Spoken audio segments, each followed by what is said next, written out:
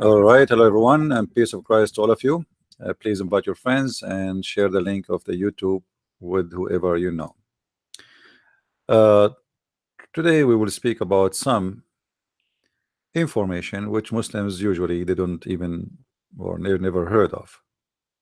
And you, all of you, witness how many times Muslims they say we never heard this before. Sometime when a Muslim he say I never heard this before, he is telling the truth, and sometime it's just to avoid the problem he is suffering from, which is trying to deny the problems in the cult of Islam. Let me be sure first that my Skype is open in order to give a chance to the Muslims in case there is anyone would like to call me live and he like to present his view of Islam or maybe his knowledge. As always I say, I never saw a Muslim he knows what Islam is about. I never saw a Muslim he knows what Allah is about. A very simple question, if you ask a Muslim who is Allah, he don't know. Muhammad, their prophet, never spoke to Allah, never saw Allah, never even heard the voice of Allah. Yet he is the messenger of Allah. That's really weird. I mean, we have a God who chose a messenger, and yet he don't want to speak to him. But the Muslims agree that the God of Islam he spoke to many, but they cannot explain to us why he don't want to speak to Muhammad. As an example, one of the names the Muslims they call to Musa's is Kalimullah, which mean the one who spoke to Allah. Okay, why Musa was the one who spoke to Allah? If you ask the Muslims, is Musa higher than Muhammad? They will say no. It's the opposite. Okay. So how he is higher than, which means Muhammad is higher than Musa's, but yet Allah never spoke and he will never speak to Muhammad. What is missing with Muhammad? Hello. Hello. Good morning. Good morning. Hello. I'd like to introduce myself. My name is JC. All right, Mr. JC, I'm what do you want to say to us? well, actually, I'm from the Philippines, and I'm also a Christian. All right. I'm a Christian. I like to ask something. It's because I actually have collections of 6 hadiths by Sunni Muslims, Hmm. and it's because we also have Muslims here in the Philippines. They love to debate with us. Yeah, and I try to debate them, they run away from me. Yes, the same thing here. And but here in our country, No, I uh, mean in the Philippines, I try to debate many Muslims and they run away. As an example, there's a guy, his name Rashid and the San, Rashid and the San. yes, I Yeah, also watched that video too, yeah, and yeah, I did, and I didn't even know that he was actually that coward. yeah. Yet, I have come. I like to ask you a question. I hope you don't mind. Sure, sure. Go ahead. I have because I come across with hadith by Jami at Tirmidhi, and according to Jami at Tirmidhi hadith, hadith number 3686, where Muhammad said that if there was one prophet, uh, if there was one prophet to come after me, it will be Umar bin Al-Khattab. That actually puzzles us among Christian apologetics here in my country. Uh, I hope you don't mind Sure, if sure. I'm going to. I'm listening to you. I'm listening to you. Go ahead, my friend. I hope you don't mind if I'm going to show you as well the hadith number of. No problem. Hold on for a second, because it is because I experience having arguments with Muslims here in my country, here in the Philippines. So allow me to show you the hadith number. You do not need it. I know it. I know the hadith. Don't worry about it. Oh, okay. I know it by It's heart. I do not need you to give it to me. I will show it on the screen. No problem. Okay, go ahead. I'm Okay. listening. And according to the hadith, as it says here that Muhammad said, if there's going to be a prophet after me, it's going to be Umar bin Al-Khattab. And here's my question. So that means to say that Muhammad has chosen his own successor as a successor, that is Umar bin Al-Khattab. But we know for a fact that Umar became a caliph in Islam. But the question here is this: so that means to say that Muhammad himself has chosen his own successor as a prophet Mm-hmm. after him. Mm-hmm. I like to know your answer. Well, this is not about choosing a successor, because you notice here, Muhammad, he did not choose him to be a caliphate, he chose him to be a prophet. He chose Umar. So in Yeah, other yeah. words, You see the word here, he did not say if there is somebody will be a successor, that will be Omar, because the word successor simply in Arabic is the caliphate. You know, the caliph, he is the one who take over after Muhammad. This is what the caliph is about. But he did not say that. He said, if there was to have a prophet after me, it would have been Umar ibn al-Khattab. yes, And exactly. Yes. that is for a reason. Muhammad, he took many of the statements of Umar ibn al-Khattab and he put them in the Quran. And Umar, he noticed that this guy is obviously is a thief. You see, Umar, he said in different hadith And that which my hadith? Lord, my Yes. Lord agreed with me in three things. Some hadith they say five, some of them they say even 10. Uh, Mm, so what he agreed with him? According to the hadith, according to Umar, that Allah agreed with him on the issue of the hijab, on the issue of uh, Kaaba, Hajj to Kaaba, and make the Kaaba yes. as a main center for Islam. Mm, And Allah agreed with him about the fight between the wives of Muhammad and Muhammad. This is at least a three, but however, there is many hadith claiming that Allah agree with Umar in about maybe 10 and more things, which mean Umar he said 10 things, and then uh, you know whatever Umar he say, Allah he take it, he make it Quran. Umar is not stupid. Umar he noticed that this guy Muhammad is taking whatever he say, and whatever he say mean that Umar obviously is involved of making the Quran. And actually, thank you for asking this question, because today our topic about the secrets of Islam, and here is this is one of the secrets have to be exposed, and we mentioned that before, but because you asked today, so we have a mm. chance to explore more of the secret of Muhammad. Who Oh, thank you. first of all we need to ask ourselves, who is Muhammad to choose who is going to be a prophet? You know what I mean?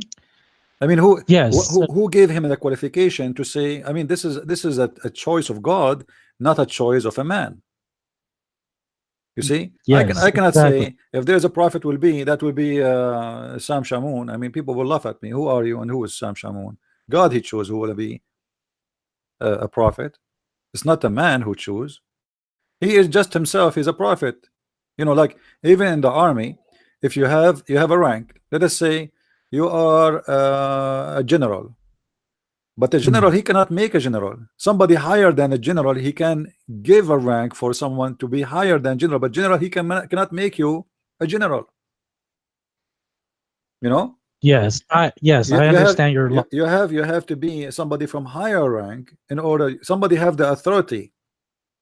So what is the authority of Muhammad? Muslim, they keep saying to us, Muhammad is just a man, normal man like everybody. But here we go, he's saying stupid things, and he is speaking as if he's God. He is the one who decide that between all mankind in this earth, in this moment now, there's no better person to be a prophet after him. But and why Muhammad, he is saying, you know, and remember, the Muslim, they say that the Quran says that Muhammad is Khatamun Nabiyyin, which means the seal of the prophet. I don't know if you heard the Muslim saying that, right? Yes, some of Okay, them. right, And especially from Facebook. Yes, right. I also saw many Muslims say that Yeah. actually, and you're right And because I also witnessed some different arguments among Christians and Muslims as well. yeah, Yes, when I Muhammad also see that. when Muhammad he say in the Quran chapter 33 verse number 40 that he is the seed of the prophet, the Muslims they take it and they take it literally that he is the last prophet, but the verse doesn't say that. The seal of the prophet simply is a person who put his seal about all the prophets before him and he agree with it, which mean he is a person who agree with all prophets who came before him, and he have the seal coming from God to approve it. He announced that I confirm what is between them, and we can show tons of verses. But the Muslim they say, and because the Muslim they Mm, say that, we have to go by the meaning the Muslim they understand and the Muslim they like. Because at the end of the mm, day, religion is what people believe in it, not even what is right. Which means I know that this is what it meant in the Quran. But as long the Muslim they believe that Muhammad here by saying he is a seal, Muslim they believe it he is the last prophet. Then based on this, Muhammad he just get himself busted by claiming that if there is a prophet after him, it's going to be Umar ibn Khattab. Because how that he is I the see. seal, how he is the seal of the prophets, and yet he is talking about somebody will come after him to be a prophet. Yes, exactly. And So why? that's And why? I mean, why? Who need Umar anyway?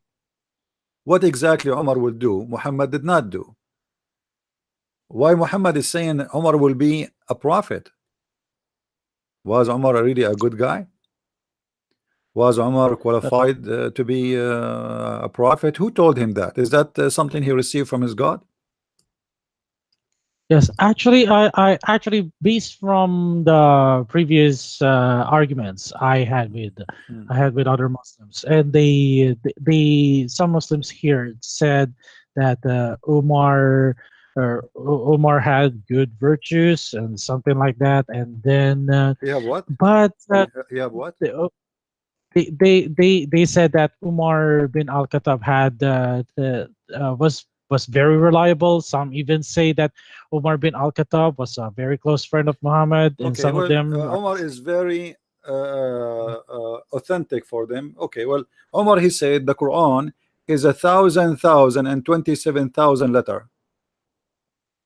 That's mean a Mhm. million and 27,000. Where is the million and 27,000 letter in the Quran? You see, the Muslim in a second now they will say we don't accept that.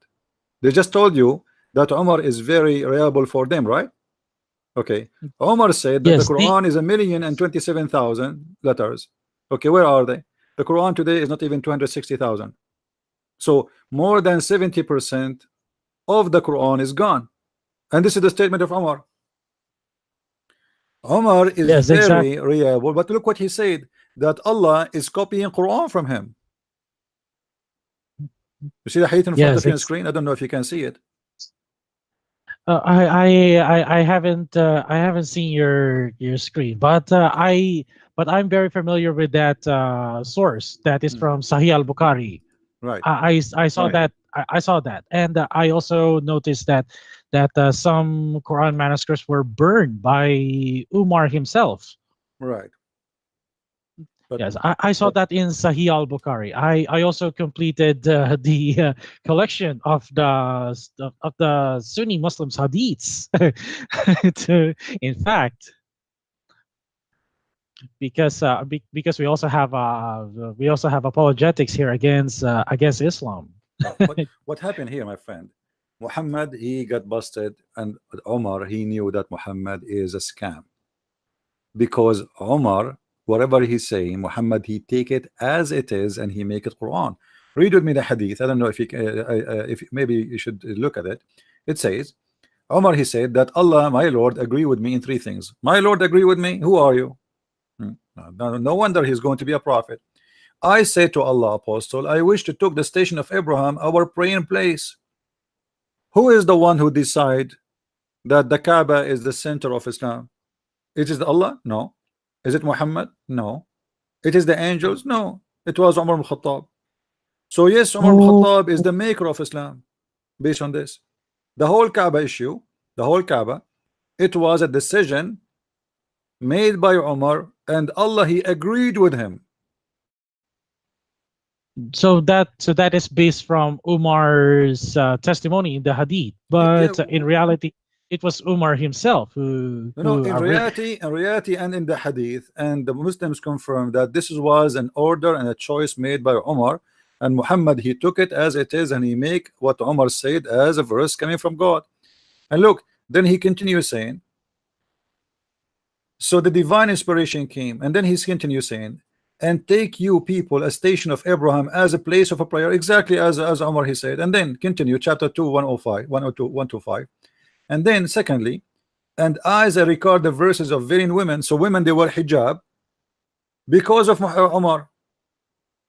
The whole hijab, Islamic hijab, is not even a choice of Muhammad. Actually, based on the hadith, Umar, he told Muhammad many times to do the veil, and Muhammad, he don't want it, he don't agree with it.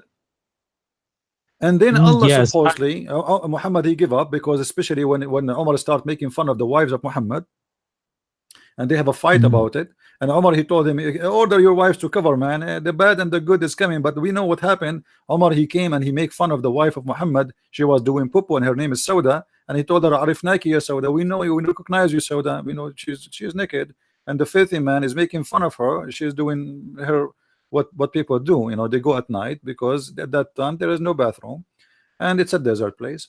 So because of that, the verse of the hijab came down, and Umar, he's saying, this is because of me, I am the one who said that, Allah gave it to me, give it to us. And then he continued, so the verse Oh. of veiling Mm. of women was revealed, and then he says, once the wives of the prophet made united front against the prophet, I said to them, it may be that the prophet divorce you all, Mm. that his Lord Allah will give him instead of you better wives. And then look what it says, and this is what make it more dangerous. It says, Mm. so the verse came the same as I had said, exactly the same, word by word. So meaning to say, I like to get a clear picture out of this. Correct me if I'm wrong. So therefore, it was not really Muhammad who founded Islam. It was Umar.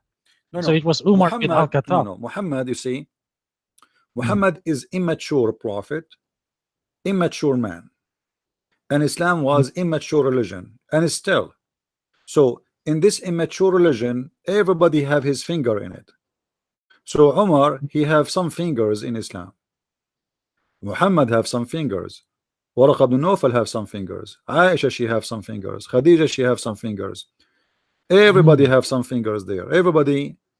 Islam is not a made of one man. It's a collection of many religion and collection of the work of many men. Oh, And oh, I see. the Mm. Muslim, they say to us, the Quran says, make verses like the verses of Allah. They challenge you. They say to you, can you make Quran like them? And I find it the most silly, stupid. I mean, the Arab at the time of Muhammad, when he said that to them, that verse, they made fun of him. They said, this is stupid. You're asking us to make something stupid. Same time, how you challenge me to make Quran like the Quran of Allah, if the Quran of Allah is not the Quran of Allah? As you see, it is the Quran of Umar. It is Allah who copy Umar. So how nobody can make this is a Quran which is a miracle, yet Allah, he take the words of Umar and he make them Mm. Quran. And as you see, it says, it given to me as I said, or given to Muhammad as I said.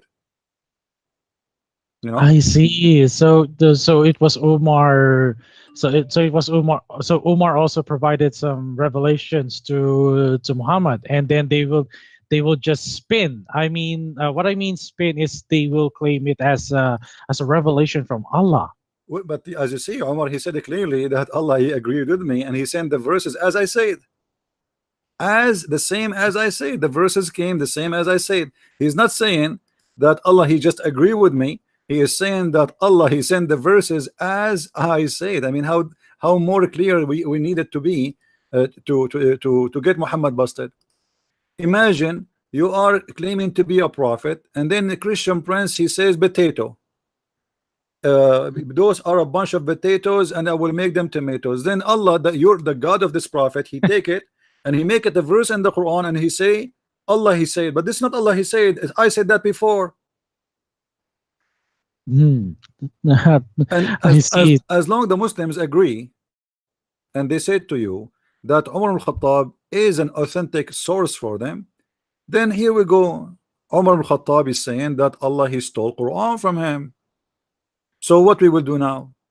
What a Muslim will do after hearing that Umar al-Khattab is the one who made the Quran and Muhammad is copying from him. Where is Allah? There's no Allah in this story.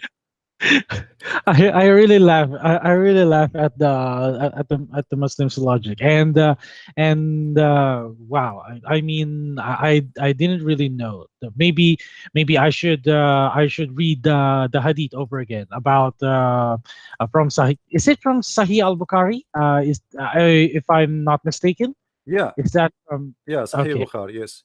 Yeah, actually it's in more, in, not only in Sahih Muslim, in Sahih Bukhari, we can find the same reference in many places, you know. But yes, it's Okay. Sahih Hadith and it's Sahih al-Bukhari and it's Sahih Muslim. And there is other reference says Allah he agreed with him with 4. Other reference says Allah he agreed with him with 5. Some they say agree with him with 10 things, you know. However, 1, 2, 3. I mean, obviously Allah is stealing Quran from Omar, Mm. you know. And who was Omar? Yes. And then Muhammad he say, if there is a prophet will come after me, that will be Umar al-Khattab. Why? Because Muhammad is getting busted, and now Umar al-Khattab he knew that he is a prophet too, because here we go, he is making Quran. So in other words, the Muslims claim that Muhammad is the last prophet. Is not true after all. Well, Since we have busted. he is not the last prophet. He is not a prophet anyway. I mean, first of all, when somebody says to me, there's a person who is a prophet, where is, shouldn't you show me the prophecy first? What is the prophecy of Muhammad to make him a prophet? I challenge any Muslim to call me right now and to show me a prophecy in the Quran come to be true. Just one. I well, I really got your point, and I agree with now. I really agree with you, Mr. Christian Prince.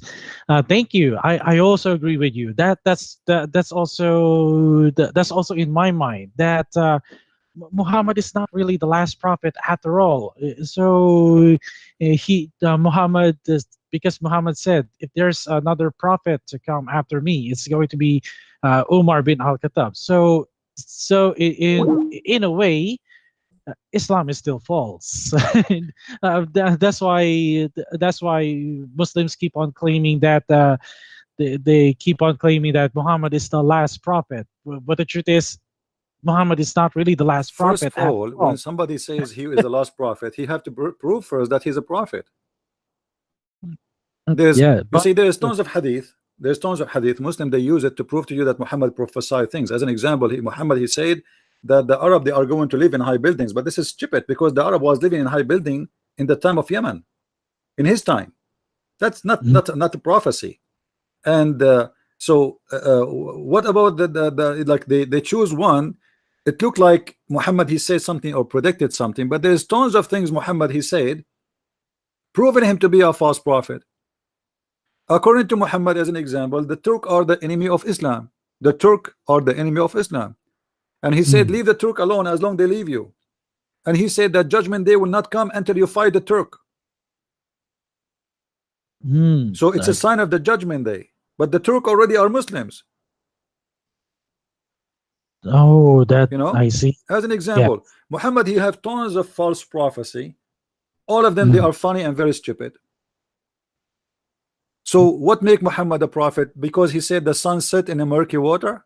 Is that a prophecy? Because he said that the baby is coming from the backbone of the man, and the sperm of women have a sperm coming from their ribs. This is Quran. You see, God, Muhammad, when he speak, he claimed that God told him that. Okay, how God he said such a thing to you, Muhammad? Yet you say such a stupid thing to us, Muhammad. That women have a sperm, and her sperm is coming from the backbone. Oh, yeah, sorry, from the ribs for the women and the backbone for the man. How that Mhm. happened? I mean, how a human being, he is presenting to us what he called God, yet he says something, such a thing, stupid like this. Yes, exactly. Exactly. So, based also from the Quran and the Hadith, we see that Muhammad was indeed is having a mental problems. So, but unfortunately for Muslims out there, they really believe what Muhammad was saying without even thinking. That's kind of My friend, because it's not it's their kind fault. of It's not their fault. If you are a yes. person who grow up in Islamic society and everybody praise this man day and night, and then to show to fool people, they show them some Western blonde people convert to Islam, and they said, "You look, this is an American convert to Islam," and you know you are in the Philippines, right? And you know what how some people in Asia they think that the white man is the smartest man in earth. When the Mhm. fact, you know, my idea about the white, and I am a white man. I'm not. I don't want people to think I'm taking side against an ethnic group. Me myself, I'm a white man. But what the white man have to do with being smart? What your color have to do with being smart? But Mhm. in their mind, if you watch my challenge to this guy, Rashid Indasan, he said in the video we recorded him. He said, "I debated a real American. This guy is not real American." You remember? So Yes, yes, I. he think in his mind, you know, in the Filipino culture, that if he is debating a real American, that's like they are debating God himself, like real American. Are you sure it's not like made in China? Who care if he's real American or not? So he is trying to say to you, and he said that clearly in the video. This guy have an accent. He's not an American. So he debated the real American. This guy is not real American. So he's telling you he's not qualified to debate me because I debated real American, which means he's from coming. He was debating an alien. Mm, So those people, they are under the influence of the media around them, and the media is praising one man, praising one book, praising one name. And then you are a child who grew up in such a stupid society and nobody dare to question anyway, then what you will think.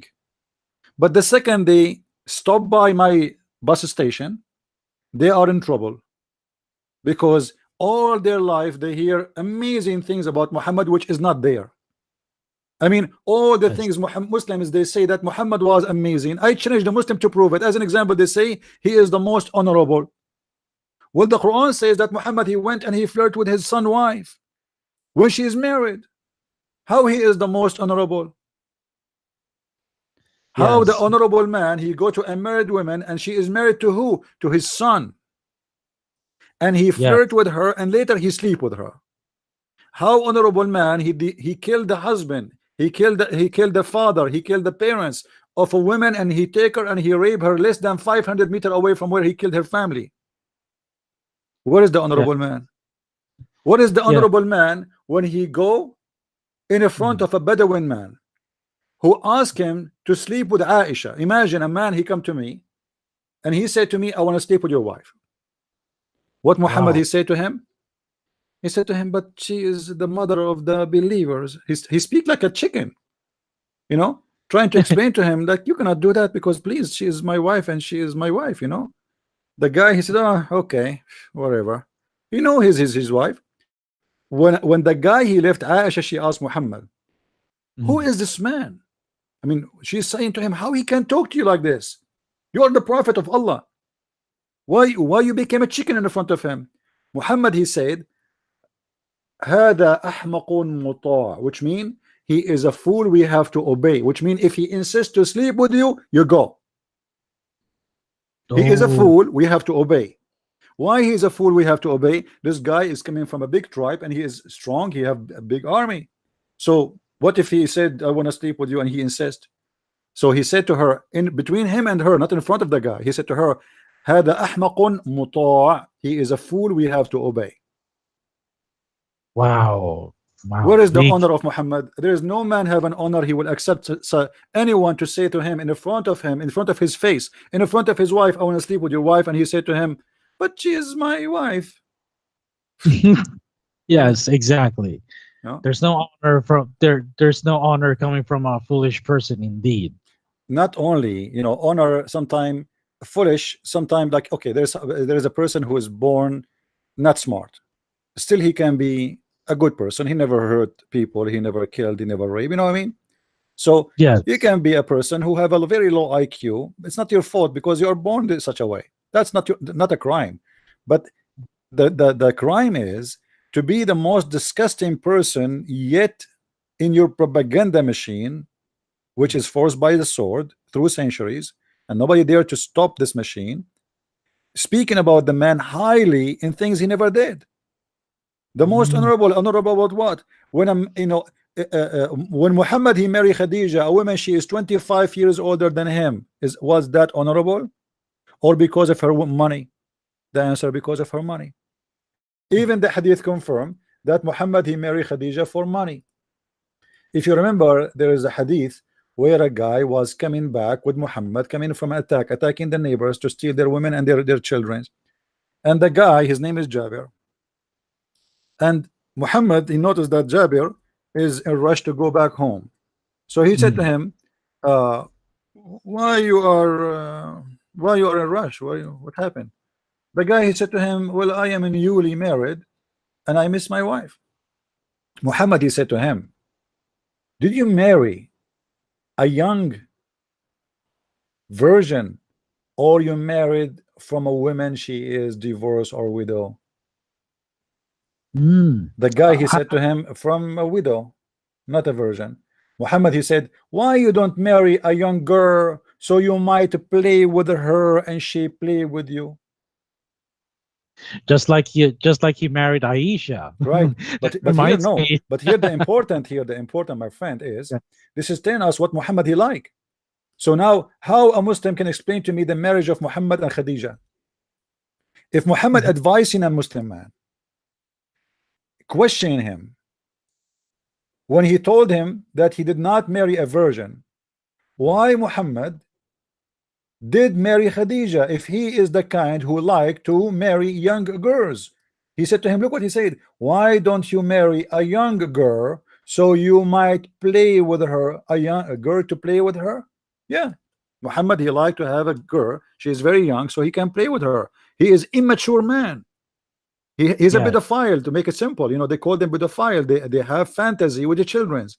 So the man advising a married man, telling Mm. him, question his right decision. What's wrong with you? Why you did marry a woman? She is not a young child. Why you don't marry a child? She is young, and you play with her. So Muhammad here, by this story, is telling us exactly what kind of female he like to have. He don't like to have an old woman. Mm. This guy, he did not even marry an old woman. Maybe she was, you know, she is younger than him, but she is just a widow. Muhammad, he married a widow who have many husbands before him, and Mm. she took all the money of the previous husband after they die, and she is 25 years older, yet he married her. But as you see here, Muhammad, he don't advise people to do that. So why Muhammad did that? So what is the honor? So that's why there are so many child marriages in Islam. My friend, this is not marriage. This is not marriage. This is rape. You know, when a man he lay down with a child, that is not a marriage. This is a rape. A child, he cannot make a decision. When we say marriage, it have to be between two who agree to share bed together, to share life together. A child, Yeah. he cannot make a decision. So this is a rape. This is not a marriage. So here you notice here that Muhammad, the Muslim, they speak about him as being the honorable person. What is the honor? Is that an honorable advice, or this is an evil advice? A man, he is married. What's your business?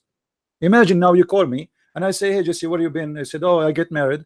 Oh, okay. So what kind of woman you married? Did you marry a widow or a virgin? I mean, what's my business? The question itself is sick.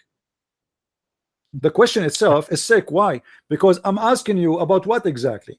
He want to know if she is virgin. I'm asking, excuse my language, I'm asking specifically about the vagina of the wife of the guy. Yes, exactly. What's my business if she have a vagina is been used before or not? What is my business? The guy, he married the women. So why I should know? Why Mm. it is important for a prophet of God to ask such a question? Simply because he's sick. He is not an honorable man, and he have no honor. Yes, exactly. I agree. I absolutely agree with you on that. Muhammad was never an honorable person. Thank you so much for your insight. And by the way, this is not a debate actually, but I like to discuss something with you. And I hope you don't mind, Mr. Christian Prince. No problem. I like to share something also with you Sure. in this. And not a few months ago, we examined different Quran verses. However, there were some Quran verses that were actually they were actually having the same context with the Jewish sources. So I want to show you my screen. I hope you don't mind. No problem. Okay, here's the Surah 532 from Sahih International. It says here, because of that, we decreed upon the children of Israel that whoever kills a soul, unless for a soul or for corruption done in the land, it is as if he had slain mankind entirely. And whoever saves one, it is as if he had saved mankind entirely. Our messengers had certainly come to them with clear proofs. Then, indeed, many of them, even after that, throughout the land, were transgressors. Suspiciously enough, we also examine another. Suspiciously, actually, I watched a video. There was a video on YouTube that said that Quran actually copied from The the Old Jewish Testament. Talmud. Yeah, from the Old Testament. Islam, as I said, my friend, this is copy from Musa's. This is nothing Uh, new. This is nothing uh, new. actually this is the Jewish Talmud. This is not actually from No, no, Moses. no. Even This is even even from the Old Testament, my friend, a life. What is the punishment in the case of murder? okay. This is what the Old Testament says. Muhammad is trying to copy from there. This is why he mentioned himself. He mentioned that it's been said to the children of Israel. Even the verse itself, it says that this is was for the children of Israel. So Muhammad, he is not denying that he's copying from the Jews. Now he copy the idea of murder punishment, that the person who killed, he should be killed, and he copy what you are saying right now here from the Talmud. Yes, the Jewish Talmud doesn't really come from Moses. No, It no, no. is I'm not come. saying. I'm not saying Uh, it came from Moses. No, I'm not saying this is the Talmud is a rabbi book, but I'm saying everything Muhammad he have is copied from somebody. So the idea of the murder, eye for an eye, is something Muhammad he stole from Moses. yes, That yes, I saw that. the statement in Yes. this verse you are reading is coming from the Talmud. Yes, this one. This is from the Talmud. I like to share this. This is Sanhedrin. I, Right. actually, I also studied a bit about Judaism, especially the Jewish Talmud. Mhm. This is a so we found out that well, not only in Talmud but also in Mishnah. But Right. let's have the Talmud instead, because the Talmud is actually derived from Mishnah. So we examined carefully the Talmud, and we found the same passage from the Talmud, exactly the same context, in line with Surah 532. Right. So so we suspected that Muhammad copied from the Jewish Talmud, and you're right. And we also researched as well, Christian Prince, according to the Jewish scholars, according to the Jewish rabbis, they said that the Talmud was first compiled around 500 AD. So and the Quran was compiled around 632 AD. There's a huge problem.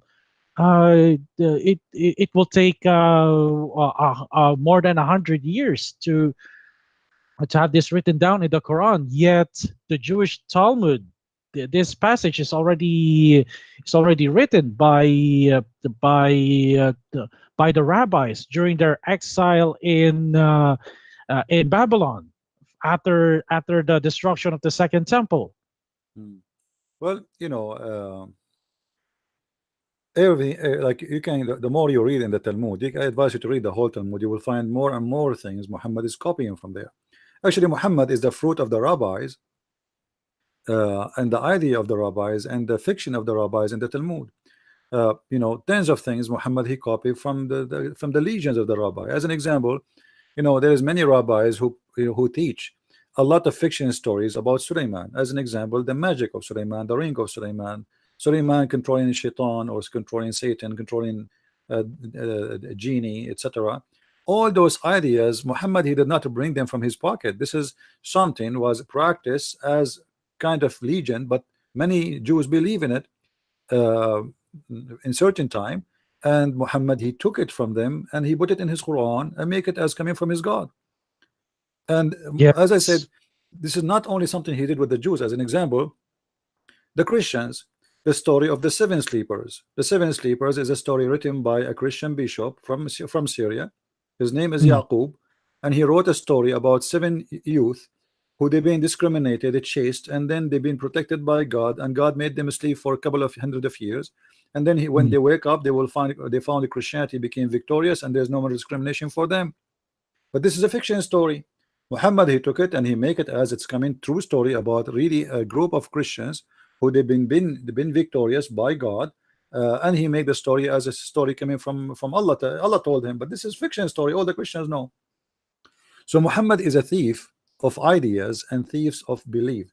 If you remember, if you go, just to give you a clear example about Muhammad stealing things, you heard before about something is called the punishment of the grave, right? All Yes, right. yes, that is correct. The punishment of the grave, simply, uh, Muhammad he stole it from the Jew, and we can prove it very easy. I mean, we do not need to be look much. Uh, if we read here, let us see Okay. how the story happened. Aisha she exposed Muhammad Mm, when how the story came to exist. Until I find it, a Jewish woman she came to Muhammad and mm. she told her, I seek refuge by God from the punishment of the grave. Aisha she laughed. She said, what punishment of the grave? Are you joking? There's no such a Mhm. thing. The woman she said to her, no, there is. And then Muhammad he came, he heard Aisha arguing with this woman. So Aisha she said to Muhammad, this woman she's saying, here we go, the hate in front of us. Here we go. Yes. All right.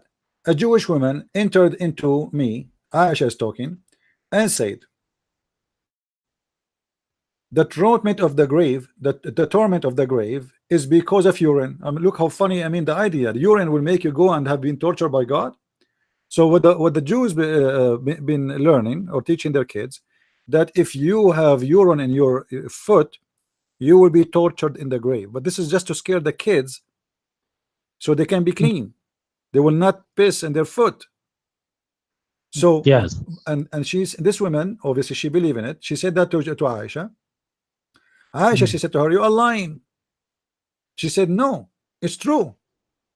We cut our skin and clothed because of it. So if some, imagine if some mm. urine come in the skin, they made an injury for themselves to peel the skin. This is how bad it is for them. Allah Yes. Messenger went out in the yard and he heard them to pray, and our voices became loud. He said, what is this? What's wrong? So I told him what she had said. He said, she spoke the truth. What? She spoke the truth that God he punished people because of piss. And then he said after and look what Aisha she said. And after that day, he never offered any prayer, but he said, following the prayer, رب جبريل وميكائيل إسرافيل, adding etc., which mean to make it simple, the Lord of Jibril and Mikael and Israfil grant me refuge from the heat of the fire and the punishment of the grave.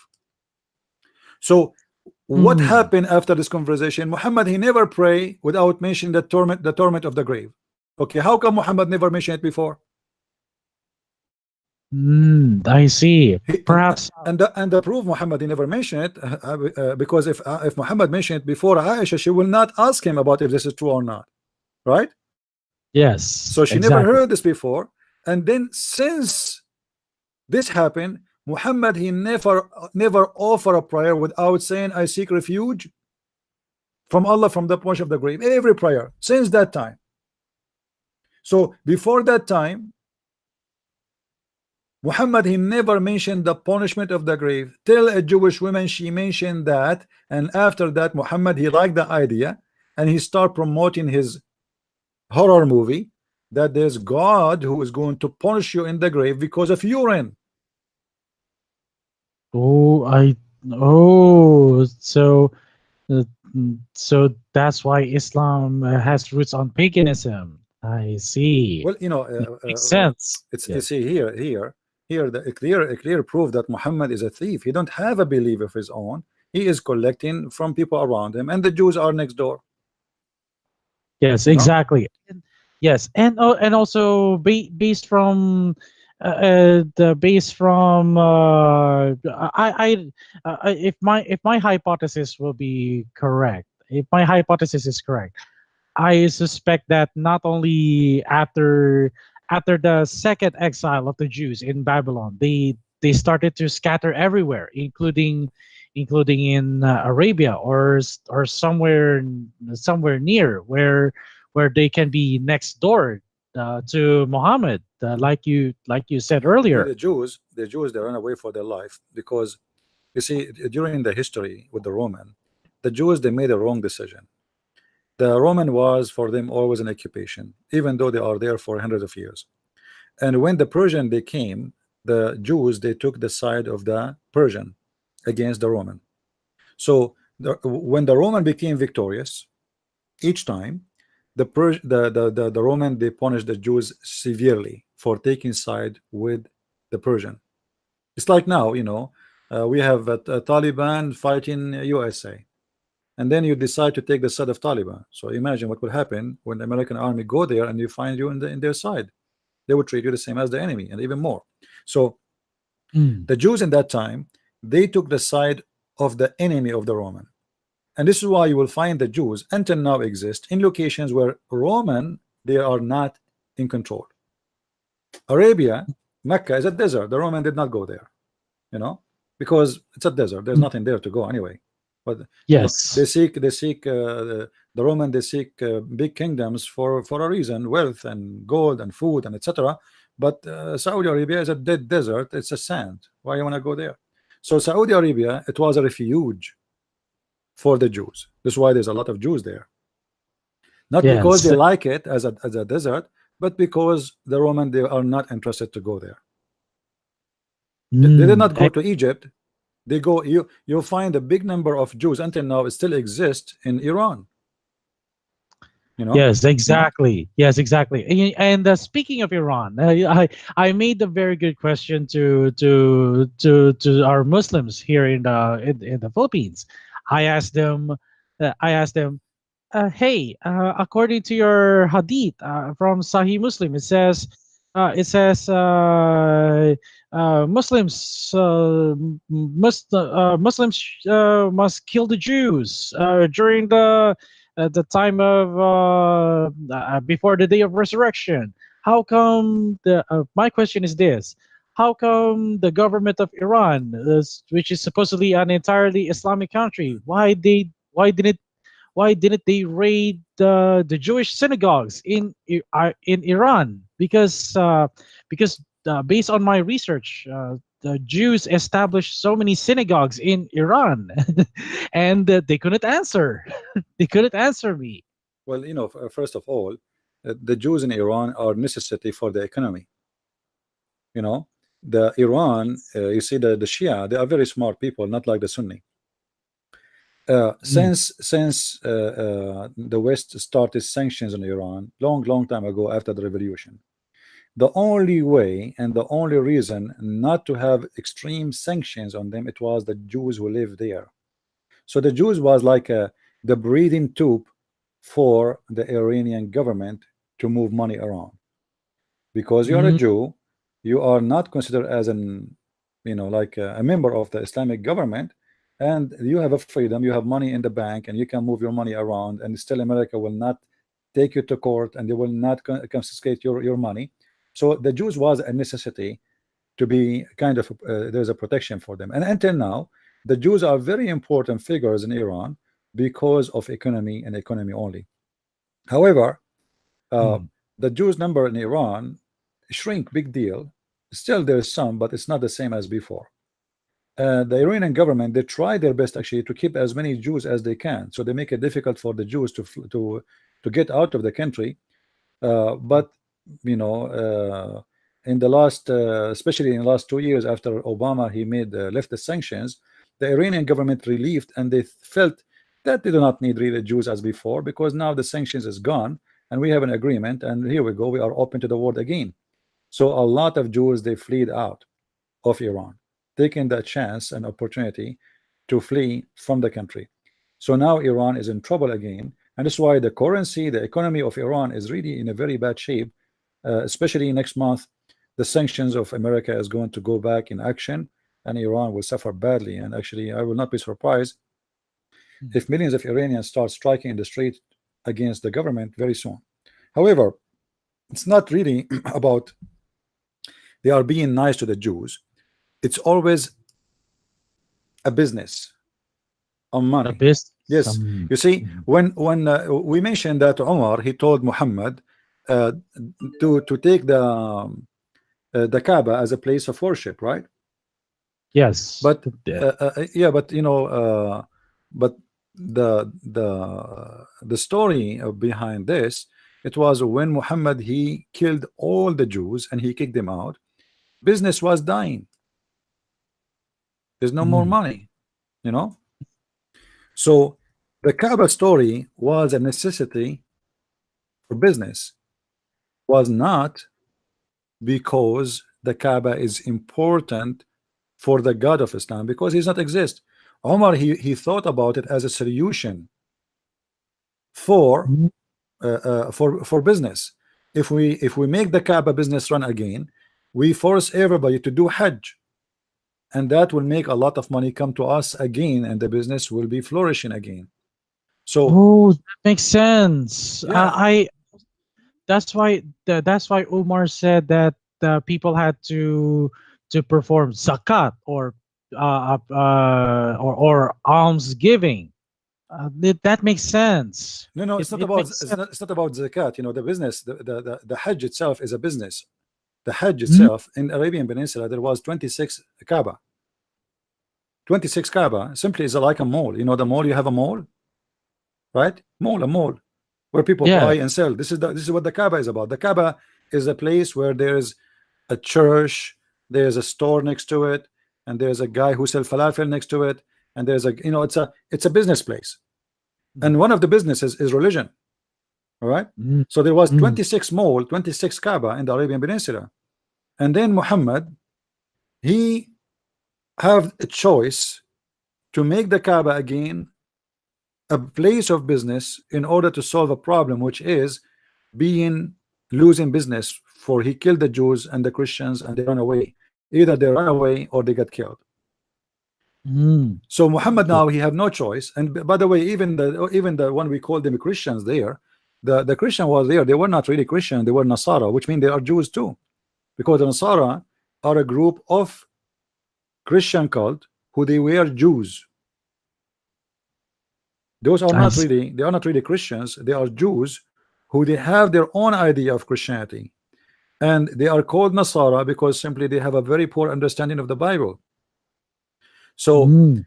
Muhammad, when he killed all the Jews, including the one we call them Nasara, which means the Christians supposedly, and the Jews who they are still Jews, Muhammad is out of business. You see, the Jews, wherever they go, they are smart, and they knew how to live. So the city of Mecca was a dead Mm. city, not important. But the city of Medina, which is Yathrib, was one of the most business cities in all the area. The Jews, they were doing farming in the desert. And actually nothing changed. If you go to Israel right now, and you can check right now how Israel, they made the desert green. The desert, you know, they are Mm. eating from the desert. It's a green now. So the Jews always, they are advanced from other nations around them. They are smart, they are intelligent, and they knew how they, you know, they have a civilization, they have a background of civilization. So when they moved to Arabia, they took whatever civilization they learned through centuries with them, and they implant that civilization there. So between the Arab, they are like the most advanced people compared to the Arab, who they are Bedouin. And Muhammad, he chose the city of Yathrib, which is later he killed all the Jews and he changed the name to Al Medina, because of Mm. that reason, because the city was very famous of being flourished. It's a place where everybody lived. There's nobody, there's no homeless, there's no hungry people. There's work, there's business, there's money, there's Jews, as simple as that. You see, the Jews have impact of Muhammad in everywhere. As an example, why the Muslims, like, uh, I don't know if you ask any Muslim why the Muslim they pray Friday. I haven't asked that Muslim before about praying on Fridays, but I heard that. But I've seen it in the Hadith where Muslims have will have to pray it every No, on Friday. the real reason behind that, you see, Friday for the Muslims is Saturday for the Jews. Look what the chapter 62, verse number 9 is saying. Mhm. Oh, who you believe, when the call is proclaimed to prayer on Friday, hasten earnestly to embrace for Allah, you know, the embrace for Allah, and leave off businesses. Do you see the word says leave off businesses? Mm. Okay, why Muslims are doing business on Friday, and why they aren't coming to pray? It's because they wanted to have it's because they wanted to have money. No, Uh, uh, because Friday afternoon is Saturday for the Jews, mm. and the Jews, if they close their business, they don't do anything all of Sabbath. So everybody in Mm. Friday is very busy doing shopping because the Jews will close. Mm. Because that makes So sense. the Friday, when Muhammad he come to Friday, Muslims come every day normally to pray, but when it's Friday, nobody come. To the point, Muhammad, he have to make Quran to change the habit of the Muslims, forcing them to come in a Friday. Leave your business. It says there in front of you that the problem is they are not leaving the business. What business? Their business is to do shopping before the Jews close. So because of the Jews, Allah he made a verse here we see. But for sure, this is not Allah, this is Muhammad. And here you will see how much impact the Jews they have on Islam. Allah Mm. himself, he want to make Quran just because the Jews they have Sabbath and the Muslims are not coming for the prayer. What is that? I mean, what for? So Friday never been about the day for the Muslims to pray. That is a stupid idea. The Muslim they you know, and they support that with the Hadith, but the Quran never said that this is the day of assembly, as you see here in between two brackets. It doesn't say that. Muhammad he have a Yes. problem. Muhammad have a problem that every Friday Muslims don't come to pray. Mm. As simple I as that. see. And then after that, when Muhammad he was looking for what, okay, the Jews they pray in Saturday, the Christian they pray in Sunday, where I'm going to pray. Muslims they start giving ideas. The same as Umar ibn Khattab, he is the one who chose the adhan. When Muhammad he was thinking about how we can call people to pray, uh, one of them he said, one of the companions he said, we use a bell. They said no, the bell is for the Christians. We don't want to do that. He said we light a fire. They said no, this is what the Jews do. And then Umar Khattab he said we call for the prayer. Ask one of the slaves to call for the prayer. So even the adhan was an idea of Umar Khattab. So as you see, as I said to you, Islam is like a salad, ugly one. Everybody put his fingers there. Umar Khattab have many fingers. The Jews have many fingers. All the ideas of Islam is a collection of other ideas and other beliefs inserted into what is called Islam. Islam is not a religion by itself. Islam Mm. is a Yeah. Santa Claus box or bag full of many things, but all of it is ugly. Ah, I see. That's a very clear picture. Now I get it. Now it's not just a revelation coming from Muhammad himself, but like you said, there are different fingers, like those from Umar, like those from Aisha. And speaking of Aisha, Aisha also made some verses of the Quran. So it becomes very evident that Quran is definitely not a revelation from God. The Quran is not Yeah. revelation, regardless if there is many source or not, because obviously the Quran itself prove easy that Quran cannot be from God. I mean, the God, he will not say stupid thing like the man have a sperm coming from his backbone, and the women have a sperm coming Yes. from the ribs. That's it. It's not, it cannot be God. Yes. The Quran make it more clear. As an example, it says that the ice is coming from mountains and it's broken from there. Yes. So how God he explained to us that ice is made or is broken from a mountain of ice in the sky, and Allah he throw it at the ones who you don't like. This is cannot be from God. I do not need to prove that the impact of the Jews and the Christians and the Sabians and the pagans and etc. of on Islam to understand right away that Islam is nothing but a fiction made by an idiot. His name is Muhammad. If you read here with Yes. me, the Muslim they try always to fabricate a translation. Chapter 24, verse number 43. It says it clearly. Chapter okay. 24:43. Yeah. The 24:43. Okay. Okay. I'm following He you. sent down from the heaven mountains wherein is hail. So the Quran teaching that Allah he sent the hail from mountains in heaven. And why? Because Okay. he wanna hit with it the one he don't like. I'm not the one who's saying that in front of everybody. Yes, it's funny. It's indeed really funny. Yeah, some yes, and I also watched some ex-Muslims YouTube videos that they also explain about ridiculous Quran verses such as Allah is holding the sky and one of the funniest Quran verses I have ever seen was the stars as missiles.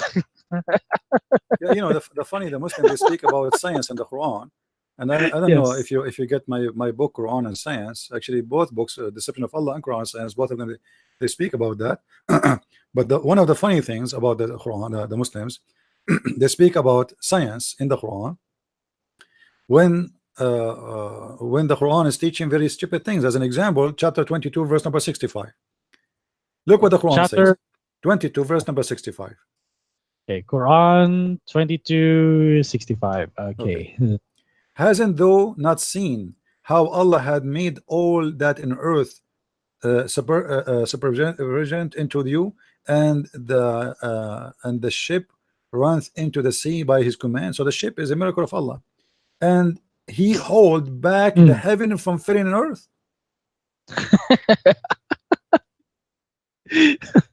You see it, guys? Wow. The heaven, Yes. if not Allah, the heaven Yes. will fail on earth. So there's a physical object, it's called heaven, is not failing on us, and Allah is holding it.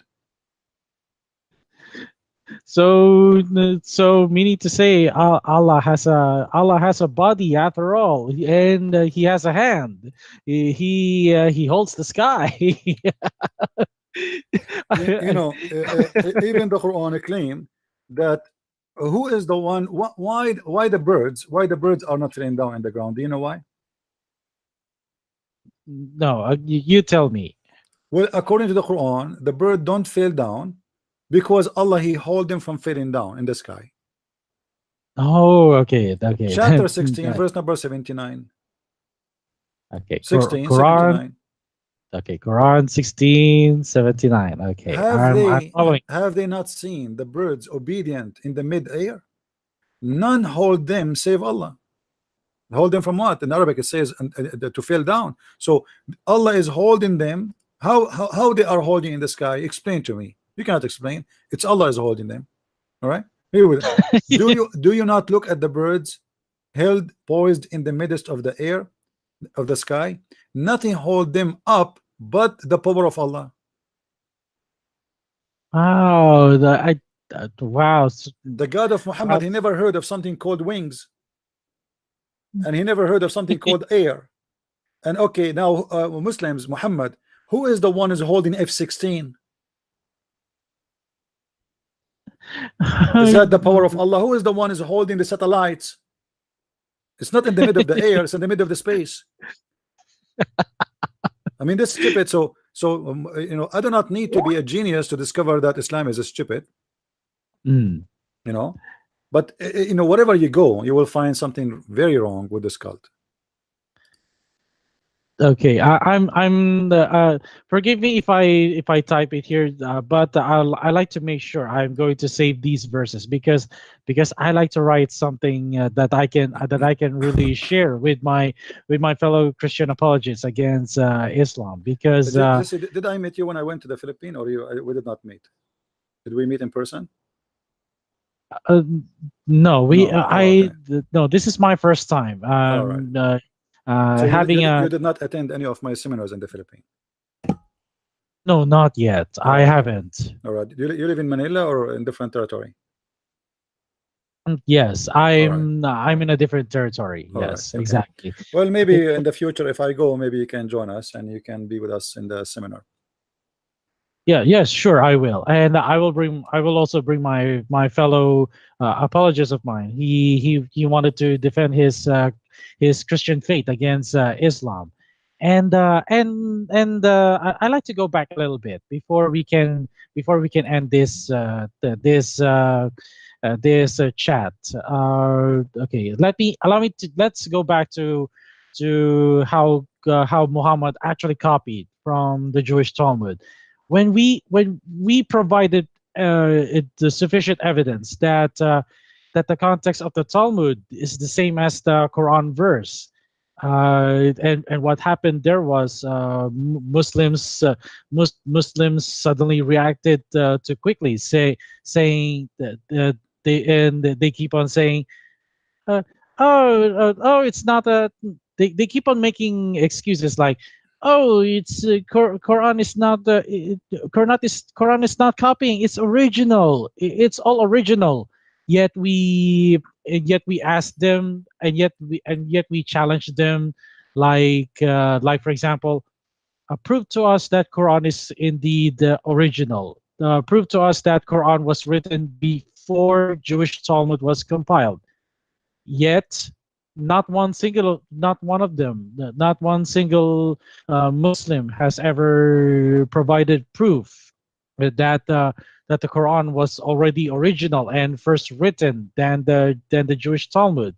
And then when we impose a challenge to them, we said, what if we prove to you that the Talmud was first compiled according to the timeline? Would you admit that your Quran is false and it was copied? Uh, they were really scared. Actually, they were really scared. How about they were really scared about it? We really proved them that the Quran actually copied from the Jewish Talmud according to timeline. And they were afraid. They were afraid to face that fact that we also looked closely at the Jewish Talmud side by side with the Quran, and we really proved that the Quran Quran and Muhammad actually copied from the Jewish Talmud. Well, you know, we can go in what is copied, and all the Quran is nothing but a copy. Even the word Quran is not an Arabic word. Anyway, thank you, my friend, for calling. We will give a chance for Muslims to call me. Maybe they are waiting for, because somebody was trying to call. I'm glad that you called me, and you shared with us some of questions, and I'm sure people they learned something good for today. Thank you for calling. Yes, Thank you so much for your discuss for our discussion, Christian Prince. I hope to call you again sometime. Sure, and If I don't have forget to invite more Filipinos. I really love Filipino people. They are wonderful. thank you so much. It's a pleasure to have a chat with you in here on Skype. So Sure, I really hope to see you again. sure. Thank Thank you you. so much. Thank you very Thank much. you. God bless. God bless you, Bye bye. Christian Prince. Bye bye. Bye bye. Yeah, I don't say things I don't mean it really. Filipino people are really wonderful people. I really love them. They're very, very kind people. They are very, um, um, they are really different. You know, no, for sure. Every nation they have some negative and some positive, but Filipino in general they are extremely friendly and they have a very beautiful, like personality. Uh, and they are family people too, which I like about them very much. And it's very important to keep that culture of family, which is very nice. You will find a Filipino person uh, paying for the tuition of the cousin of the cousin. It's not even his cousin, it's the cousin of the cousin. And you will find a woman, she is having a baby in her house, growing up in her house, but he is not her baby, is the baby of the granddaughter of somebody. I mean, family is really something beautiful in this culture, and I encourage the Filipinos to keep those things in their culture, and because this is what gave their life better meaning and better value. And I hope I will meet this brother when I go to the Philippines maybe next year. uh, do we have any Muslim would like to call? We have Victor. He tried to call me many times, but simply Victor, I was in the phone with our brother here. So please, if you have a question, feel free to call me. Do we have any Muslim would like to call? Any Muslim?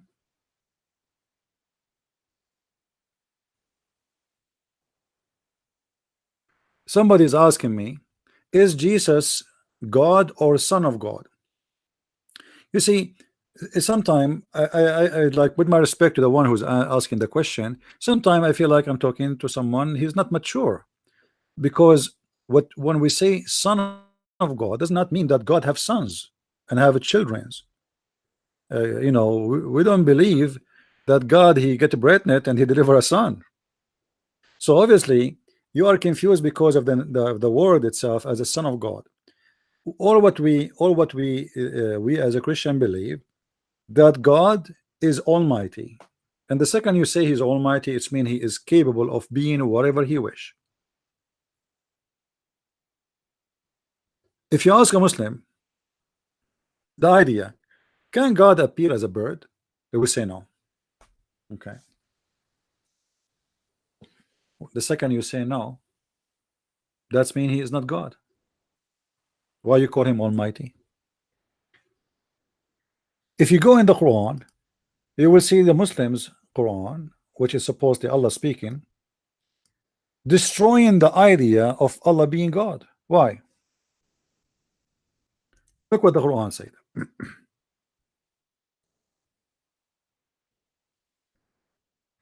As you see, we are reading Muslim translation, chapter 6, verse 101.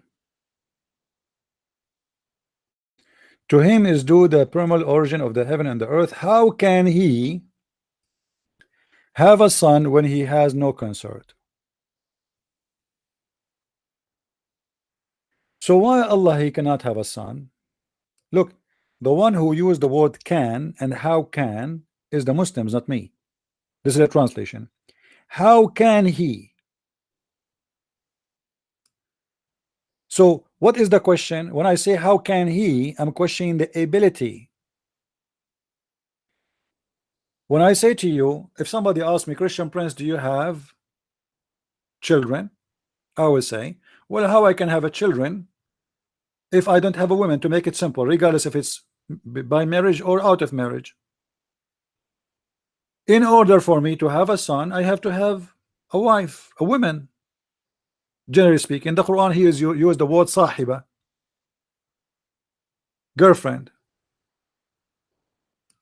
So the Quran is using the logic of a normal human being who is limited with his ability to be able to have a children unless he have women as a partner. But that can goes for a man, not for God. So here we notice that you have a wrong understanding as a Muslim of what the Son of God mean. You think God, based on the Quran, he should have a wife in order to have a son. And obviously Muhammad is being an idiot, because none of the Christians believe that God he got married or have sex with Mary, and then they have a baby child, his name is Jesus. You know what I mean? How Allah can have a son if you don't have a girlfriend? That is an answer of somebody, he is in the stage of being a drunk. Because Muhammad is answering the Christians about Jesus being the Son of God, but the Christians don't believe that God have a consort. And none of them believe that God he need a woman in order to have a son. And the Son of God does not mean that God giving babies or giving birth to babies. The Son of God is simply the Word of God who became a flesh of man, and the Word of God is God. If you go to chapter 1 verse number 1 in the Bible, book of John, you will see in the beginning it was the Word, and the Word was with God, and the Word is the God. And then in verse number 14, the Word became a flesh, the Word became a man. That is the Son of God. God who come in the flesh, that we call him the Son of God. God who appeared to us in a person, and that person is a man. As simple as that. God did not give babies. God did not get a breast net and deliver a baby. So God, Jesus, he is God. He is a Son of God because he's coming in the flesh of man. That's why we call him Son of God. When one of the apostles of Jesus said to him, why you don't show us the Father, and that's it, show us the Father. Jesus said to him, well, I am with you all the time and you do not know me. The one who saw me, he saw the Father. So the image of Jesus is the humble image of God, because nobody can see God and live because of his glory. So God, he humbled himself, come in the image of a man, not a new God. This is not a new God. This is not a second God. This is not a third God. We believe in one God. So God, he come in the image of a man, humbling himself in the flesh of a man, so we can be able to see him and talk to him. So if you are confused about why Christian they say that he is Son of God, the answer is very simple. Jesus himself, he called himself the Son of Man. But you know, none of the Christians believe that Jesus is son of no man. Who is the father of Jesus? Nobody. Do we have a man, his father? No. Everybody knows, even the Quran teach that Mary, she was a virgin. But yet Jesus, he called himself the Son of Man. But he is the son of no man. So obviously this is explanation about how he is now. He is coming in the flesh of a man. So that is the Son of Man. The Son of God is simply the Word of God coming to us in the person of a man. When the Jews they spoke to Jesus, and Jesus said to them, before Abraham I am. Because a smart Muslim, he might say to you, okay, well, Jesus was born in the year 2000 years ago. So are you saying to me the Trinity was not exist before that? Because he was born at that moment. So there was no Jesus. Suppose he's trying to be smart, but look what Jesus, he answered them in the Bible. He said, before Abraham I am, which means his existence as a word of God have nothing to do with the existence of him by birth. So I was before Abraham I am, and Abraham he saw my day. And the Jews they said to him, okay, how you can say that and you are not even 50 years old? They thought this guy is saying crazy stuff. How Abraham he saw your day? How before Abraham you are? Abraham is not only the grandfather of the Jews, he is the grandfather of the first Jew.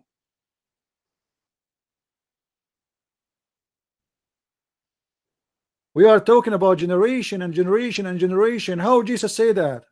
How you can be before Abraham? The Jews always have an idea that the Messiah is going to be from the seed of David.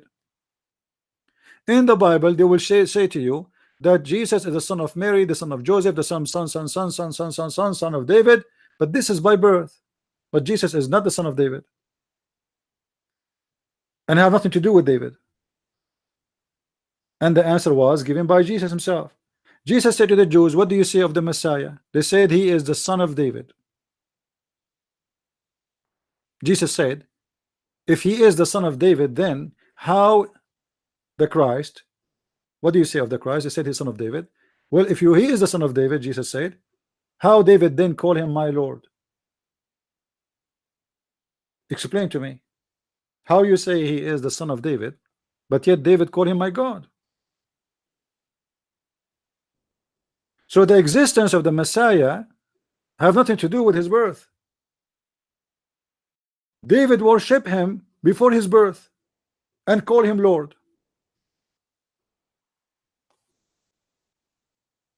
Do we understand, guys, what I'm saying?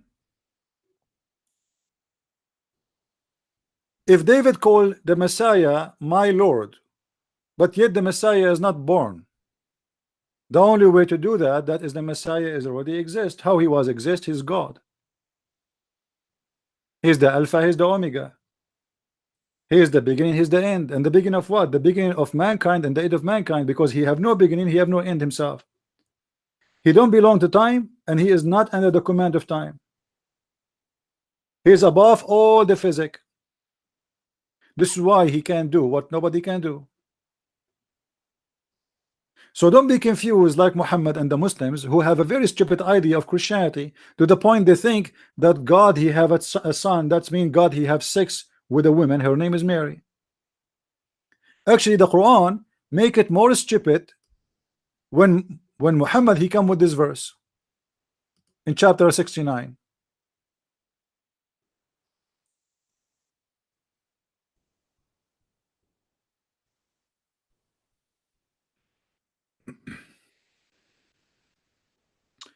When you read this verse here,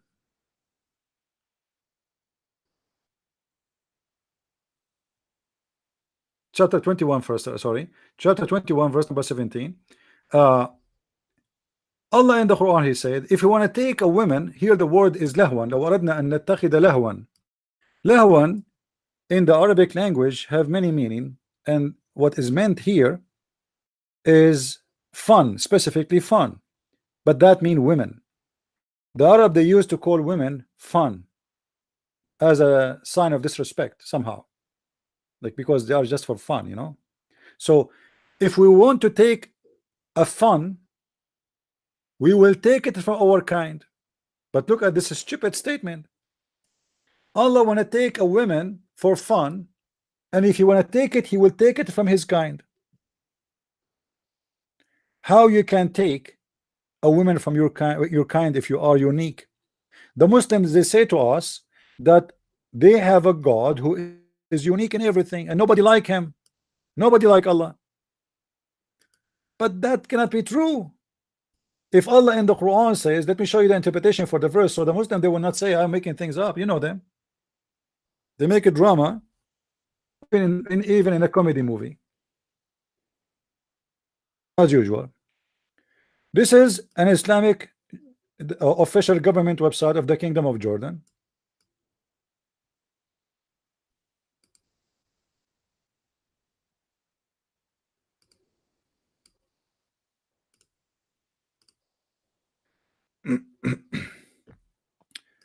Read with me carefully. Had we desired to find some diversion that provide us diversion in the way of a partner or a child. Here the translator in English trying to make it look nice. This is not about partner, a woman for fun, a sex partner. So we can have children. This is the purpose. We would have found it with ourselves. Okay, the Muslim they say to us, when Allah he says we, it is majestic statement. Okay, Allah is going to have sex with ourselves, majestic statement. When Allah here he say I am going to take a partner for sex from ourselves. We. How Allah will have sex with himself?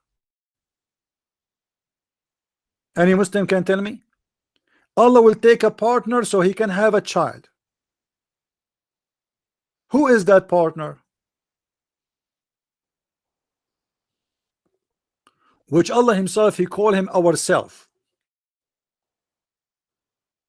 Any Abdul? Allah is going to have sex with ourselves? You keep saying to us Allah is one, Allah is unique, there's no kind of Allah, and Allah himself, he says, no, I'm going to take a partner from our kind, ourself. And what is ourself? The interpretation of the Muslim scholar continue and say, from the beautiful eyed houris. From who? But the houris, I thought, is for Abdul to have sex with. Osama bin Laden, he is sharpening his penis now. I thought this is houris made for the Muslims. Look like they are qualified to be partner for Allah. If Allah want to take a partner, he take it from ourselves. Who is ourselves? Please explain. Ourselves is the women, the virgins. So as long ourselves is the women, the virgin, that's mean Allah himself is a man. Otherwise, how someone is not a man, he will have sex with someone is a woman?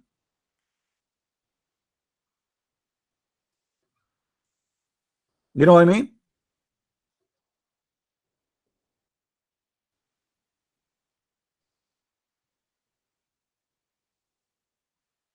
Do we have Abdul can call us and tell us what ourself mean? And what make it more funny, or from the angels, ourself is the angels, so Allah is an angel too, and Allah is going to have sex with the angels. I would like to see Jibril getting pregnant, seriously.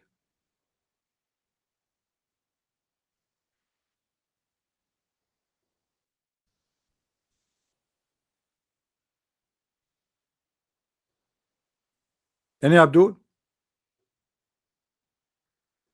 And if Allah, he don't have a penis, why he's talking about having sex? I mean, don't you notice that there's something missing?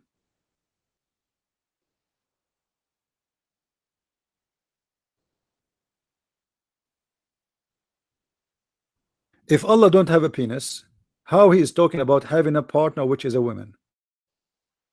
You see, when the Quran says how Allah can have a son if you don't have a girlfriend, the Quran should say how Allah can have a son if you don't have a penis. But he did not say that. So you have a penis, but you don't have the girlfriend. Muslims, am I saying something not right? Because if Allah is saying how Allah can have a son if you don't have a girlfriend, I am right away automatically I'm saying I understand that he have a penis as a male, and now what is missing is the female private part. He don't have that.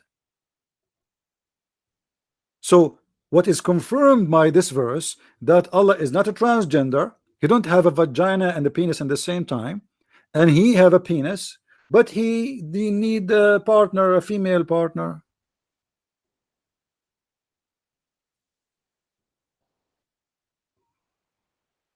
Do we have any Abdul? He have an objection. Who is a brave Abdul? He is willing to call us and show us something we don't understand.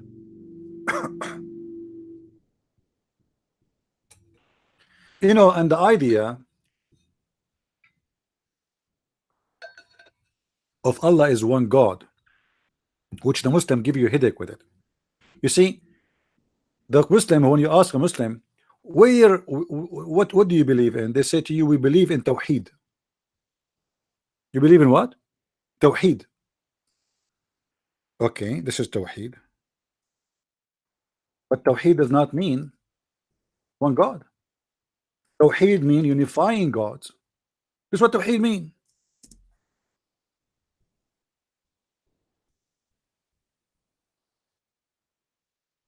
Tawheed does not mean one God. Tawheed mean many gods. and we make them unified. So how you believe in Tawheed? How even you mentioned that word to me?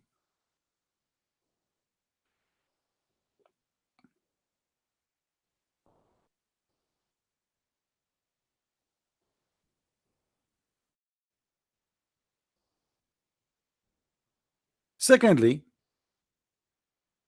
the Muslim is very proud about him believe in one God. The Christian believe in one God. The Jews believe in one God. Uh, the stupid did that.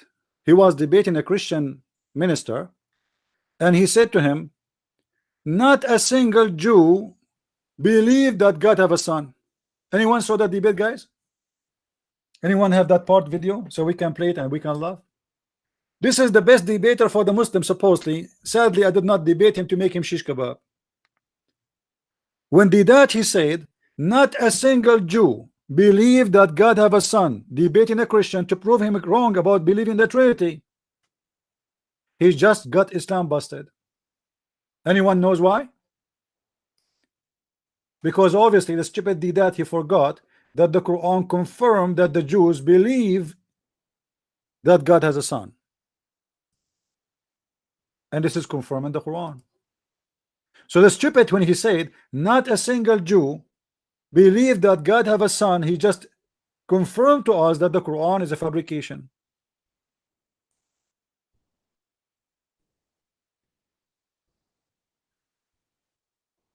And as usual, you know, the Muslims, they clap for anything the Abdul he say.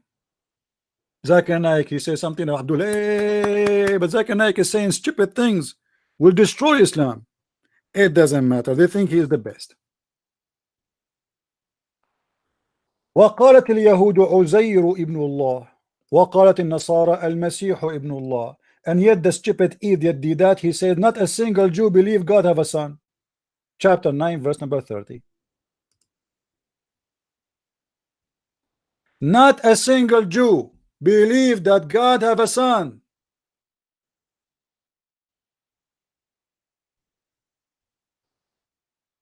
And not a single stupid Muslim, he said to do that, you stupid, you just destroy the Quran.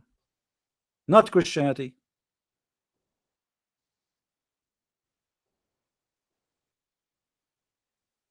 You just prove to us that the Quran is a stupid book, saying a lie. Not a single Jew. You just say that not a single Jew believe that God have a son.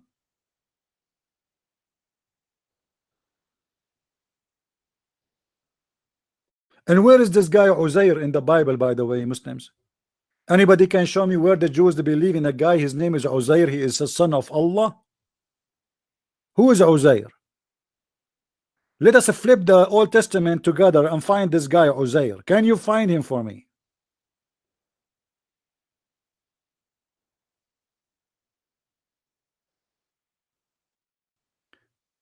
Do we have any Abdul in the bushes? He would like to give me a call. Anyone? You see, this is why Muslims, when they want to debate, they debate somebody who knows nothing about Islam. The second they discover that you know a lot, they run and the tail between their legs. Like those guys in the Philippines, he was making videos saying, who is the Christian when it debate me? Where is the Christians? Huh? How come we cannot find any Christians to answer us? He's chasing people who don't know Islam. He chasing someone. He will stand in the stage and he will start asking him a question, and this guy, he know nothing about his religion, so he will not hurt Islam anyway. In the best scenario, this Christian, he is going to answer based on the Bible, but he will not be able to hurt Islam. This is why they want to debate someone who know nothing about Islam.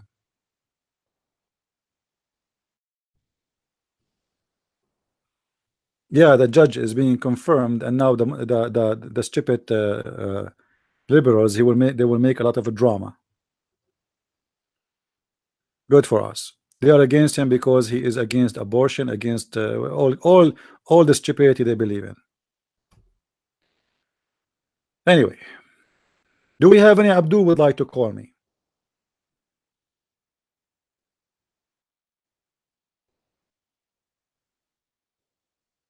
Hmm? Any Abdul. Don't tell me, don't ask me who's Uzair. Me myself, I don't know. And Muhammad do not know. Who's Uzair? Who's this guy Uzair? Anyone knows? Who's Uzair? Uzair is the son of Allah.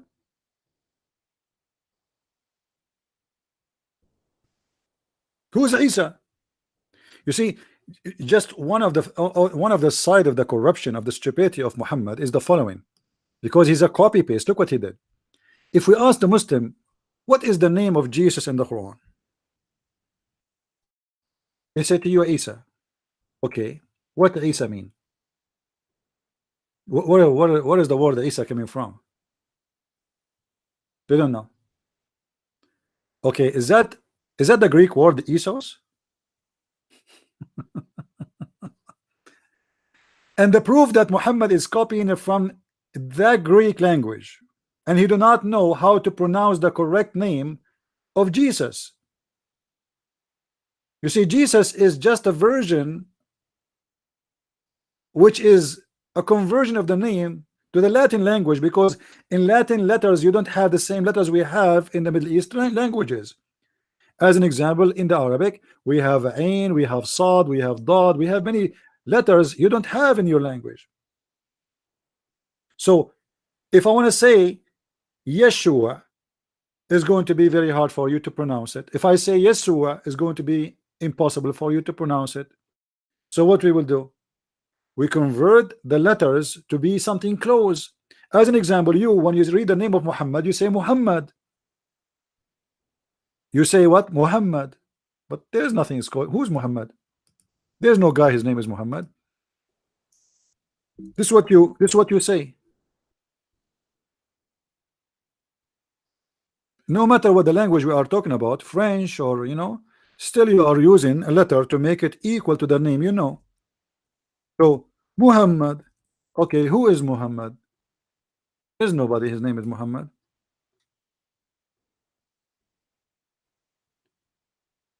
The problem here that you don't have letters which exist in this name equal to the letter in Arabic, specifically this letter.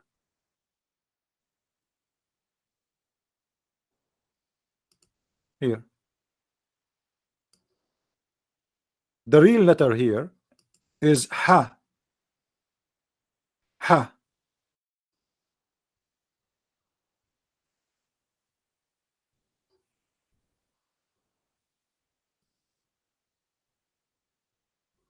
Why this thing is not working?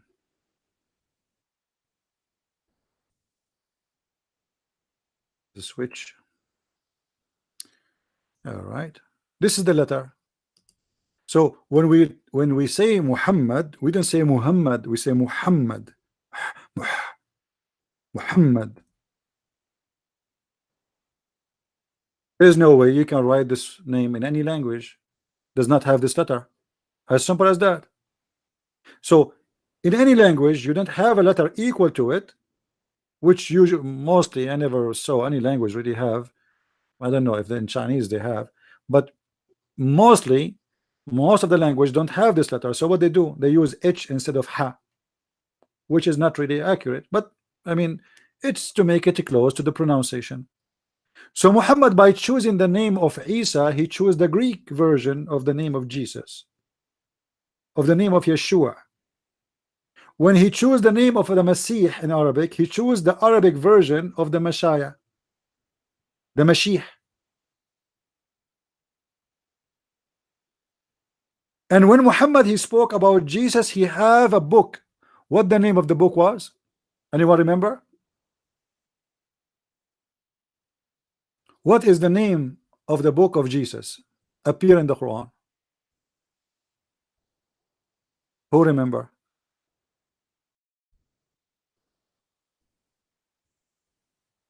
Is Injil. Okay, why Jesus?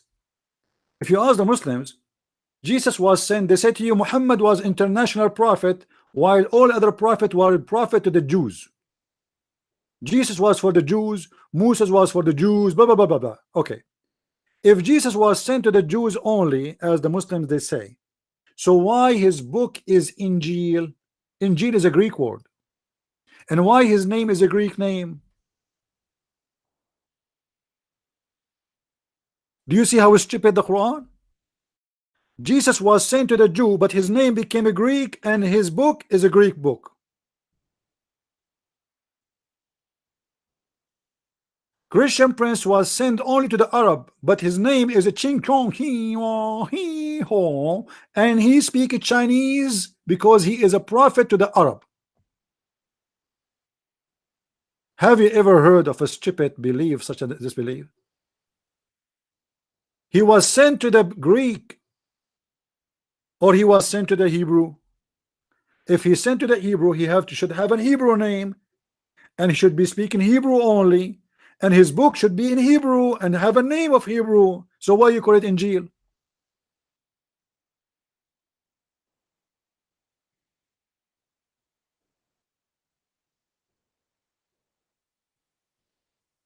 You know, a long time ago, I was I used to love to read really a lot, really a lot. I mean, I was like, I eat books. I try to finish a book every day. I learned something long time ago, and I love it. It's a Chinese statement. It says he left as a donkey, he never came back as a horse. And that is Muhammad. He left Mecca as a donkey, and he's trying, and the Muslim trying to convert him to be a horse in our eyes, but it doesn't work. Everything in front of us confirmed to us that he left as a donkey, and he's still a donkey.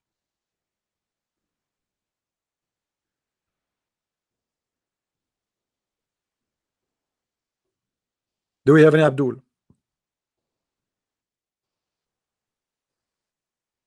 Any Muslim?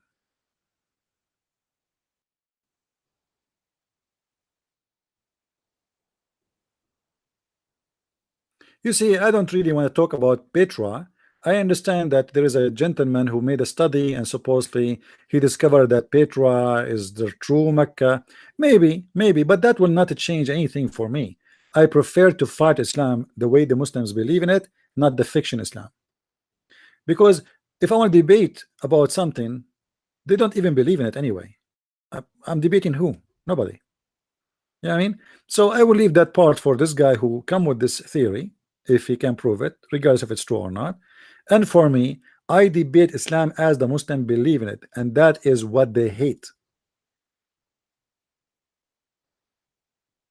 I don't waste my time with things will not hurt really Islam, will not hurt Islam, because at the end of the day, the Muslims even will not listen to this guy saying that Mecca is not the city which we are talking about. However, I can prove easy that Mecca is just a copy of the Becca. You know, the Quran mentioned two words. Supposedly the Muslim believe it is the name of one city. Any one of you ask himself, where is the city is located in chapter 3 verse number 96?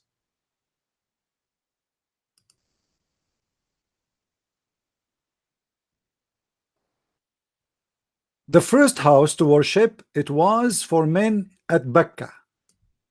Do you see it? Who is the Muslim when tell me what is Becca? As you see, this is not Mecca. Mecca is different from Becca. The pronunciation is different. So what Becca and what Mecca?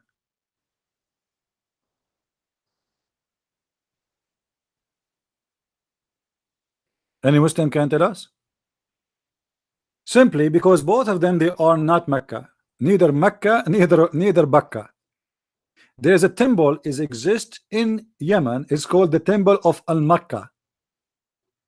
Exactly the same as the name of Mecca. And Mecca, which is exist there right now, is a copy of Las Vegas at that time. Are you getting the point?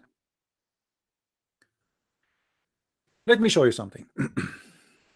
Let me look in Prophet Google.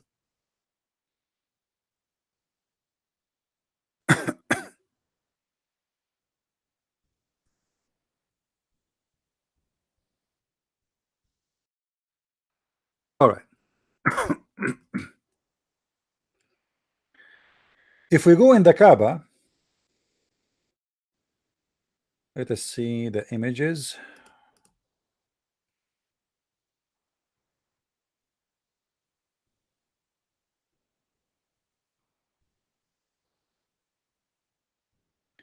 I'm trying to find a better, like, full image.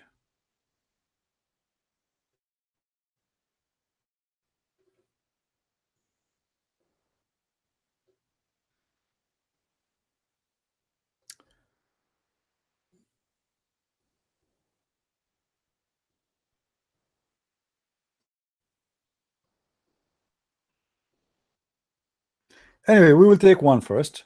Let us choose one to cover the topic. If you notice with me here, this is the corner in the Kaaba. It's called the Yemen corner. The Yemen corner. And if you look at the stones here, the stones don't match the rest of the stones. Let me see if I can find other. No, you need something more close. I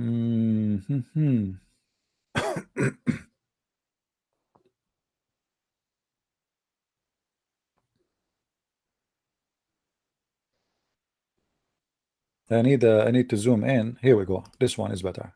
All right. Look at this one. Did you notice with me here that the stones in the wall, they are not in match with each other? Did you notice? They are not same as the rest of the stones. Simply those stones are brought from the temple of Al-Makkah, which is a temple in Yemen. And that temple, for a long time, people, they thought this is the temple where people worship the sun god. The fact it turned to be the moon god. So what the Arab used to do, there is a holy temple for those who worship the moon god, exist, big, a huge one in Yemen. And this temple itself, sometime used by those who worship the sun, I believe, and then the majority became those who worship the moon, or vice versa.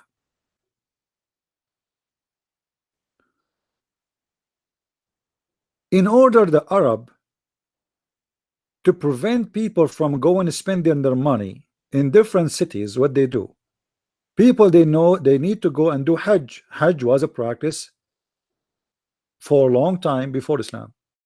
It's nothing new. And what Hajj is simply is you go, you travel from city to city, even if it's far, in order to visit a place where you believe your God or statues of your God or a temple of your God is located there, so you can get your sin forgiven, you give donation, charity, etc.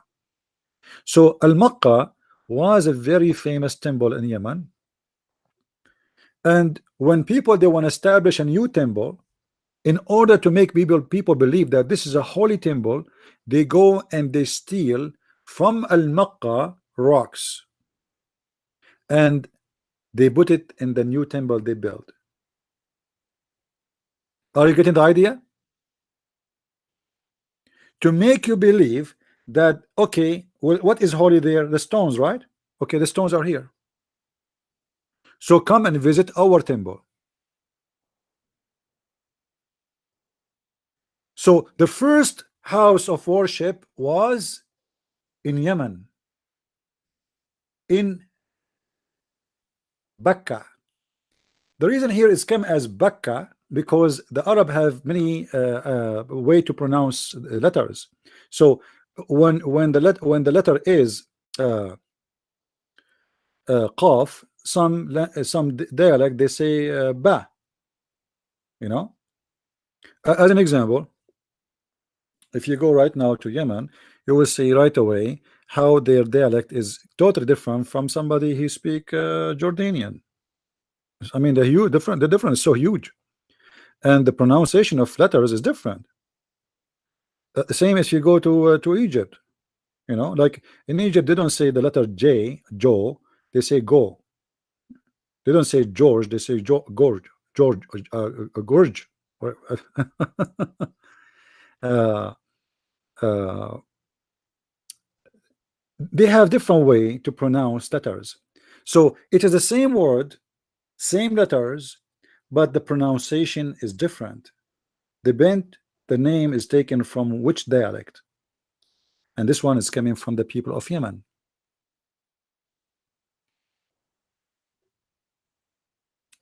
No, you can search. This is not about Baal. You see, uh, this temple was built by the Sabian.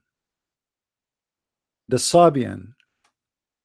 You know, remember before I told you that the Sabian was the most powerful religion exist in the Middle East? This is true. The Sabian, their religion extended all the way to Egypt, to Yemen, everywhere. And they have a huge impact in all Middle East. So this is a temple to worship planet and stars. It's built by the Sabian, and it does not.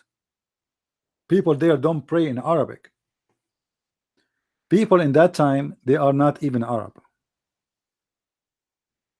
And this is why the pronunciation of words change, because a new nation come and try to pronounce the same name or the same thing, but they don't have same letters, or the name even they don't know how to pronounce it correctly.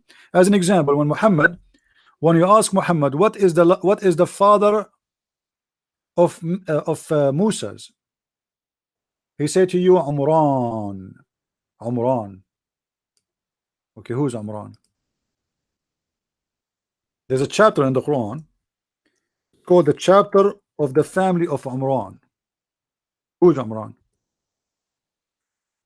Muhammad, he don't have a clear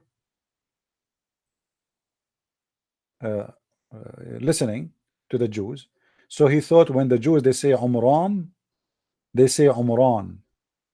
It is Umran, not Umran. You see here it says Imran, when the fact the last letter is M, not N.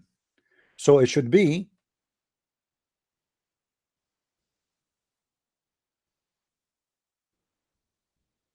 Imran,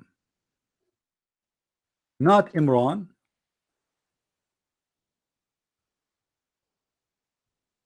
And this is an example of how they got the name wrongs.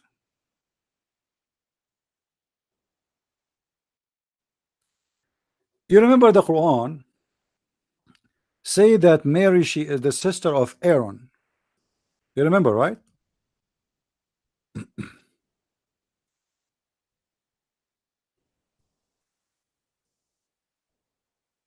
The Muslim they say, oh, in that time, people they used to be calling their ancestor, they are called by their ancestor, which is very stupid because Mary, she is not even from the tribe of Aaron.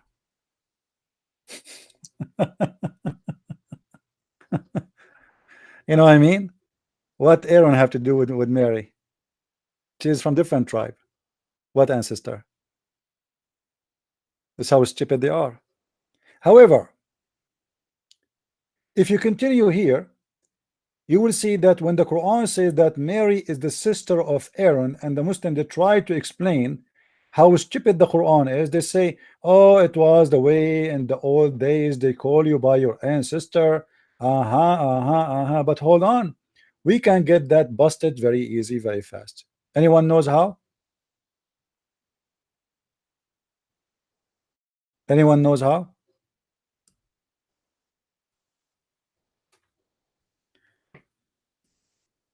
That can be, we can let the stupidity when the Quran says that Mary is the sister of her Aaron, we can let it go if it happened only once in the Quran. But the Quran made more than one stupid mistake about the family. So look what the Quran says in chapter 9 verse number 28. It says, "O Mary, the sister of Aaron." If we ask the Muslims, okay, Mary, who is the sister of Aaron here, is she his real sister? They will say no, no, no, because for sure Muhammad got busted in his time. Even the hadith says that there's a guy, his name is Ka'b al-Ahbar. He came to Muhammad, he came to Aisha, and he told her, by the way, there's hundreds of years between Aaron and Miriam. And Aisha, she said to him, you're a liar, and the Prophet told the truth. So Aisha, obviously, she understands the same way that he meant literally that she is the daughter, she is the sister of Aaron. But look what happened when the Muslim tried to defend it and say it was a habit at that time to say to somebody, you are a sister of, you are the sister of somebody who is a person was, you know, born long time before you, from your ancestor. That's stupid, because all the Quran keep repeating and saying, oh, the children of Israel, not the brothers of Israel. How you are from the ancestor and you became a sister? You know what I mean? How this person is my grandfather and then I became a sister or his brother? I'm not. So that's stupid. Same time, the Quran confirm that Umran is the father of Moses and he is the father of Mary. So look what we have. The Muslim, they try to escape, saying it was a tradition at that time to call you by your ancestor as a sister of. Huh? But the Quran confirm that Mary, her father, his name is Umran, chapter 3, verse number 35. Her father, his name is what? Umran. Okay, thank you very much. Behold, the women of Umran said, okay, the women of who? Umran. So the Quran confirm that Mary, her father is Umran, which is wrong. And the same confirmation come in chapter 66, verse number 12. All right. Then if we ask the Muslims, who is the father of Moses? They say Umran. Are you sure? Yes, we are sure. Okay, so now the father of Mary is Umran and the father of Moses is Umran. How that happened?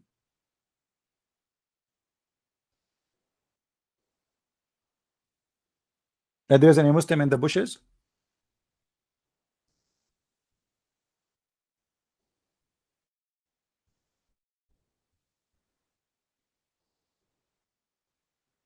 There's any Muslim here?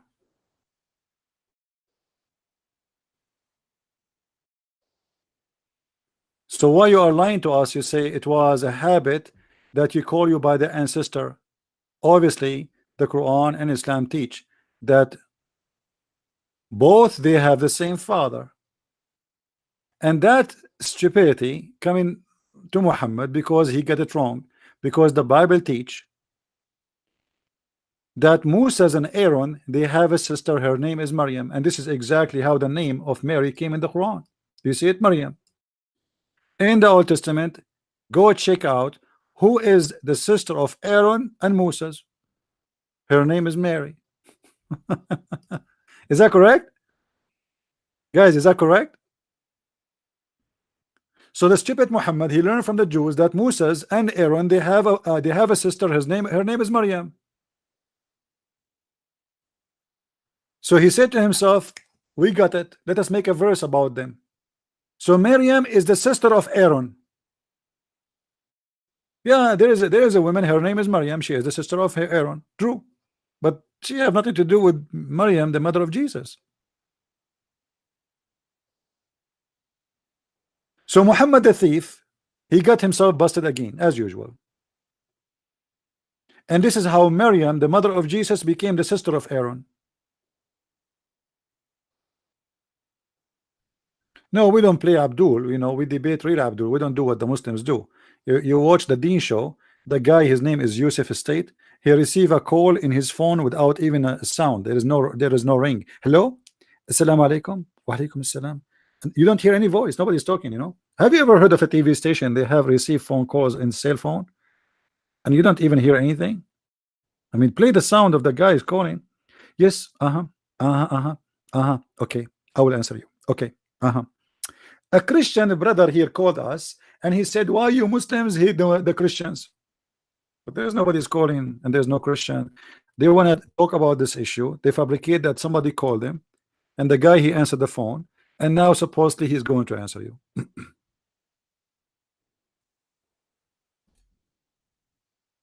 And he was a youth minister in a church nobody heard of. And you remember, I tried to call them many times. They did not even let me go through. Cowards. Because simply there's no live calls. There's nobody can call. It's a lie. Now we go back to our topic. As you see, wherever we go in the Quran, we will find the Quran is a stupid, full of mistakes, inconsistent from the first page. And you know, be my witness. Here we go. We are live on air. Who is the Muslim wanna call me right now and it challenged me to find in a chapter of his choice a mistake? Any Muslim wanna do that?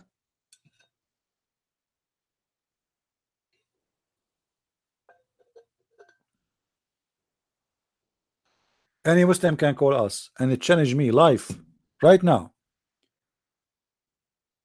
to find a mistake in any chapter you choose from me any chapter from the first one to the last one. Who is a Muslim have the courage?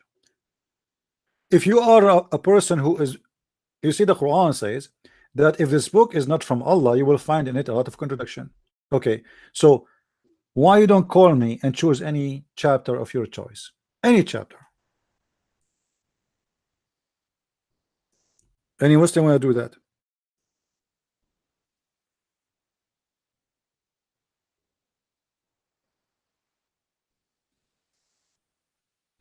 Hmm?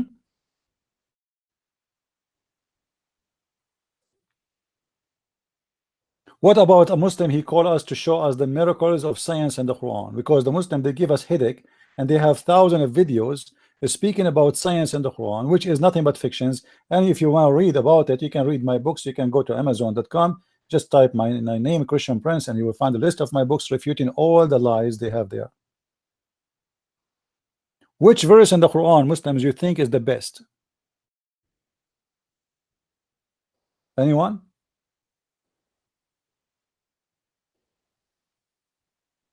Look what the Quran says about itself. In chapter 4, verse number 82, the Quran author wondering why nobody can understand this book. Read with me carefully. Muslims, read with me carefully what the Quran says about itself. Do they not meditate on the Quran? And if it were from any other than Allah, they would have found in it many contradictions. They cannot understand the Quran. Okay, well, I mean, look how stupid this book is. How you say, how come they cannot understand the Quran when you in the Quran you say nobody can understand the Quran? Isn't it Muhammad, he said that the Quran have parts which nobody can understand save Allah?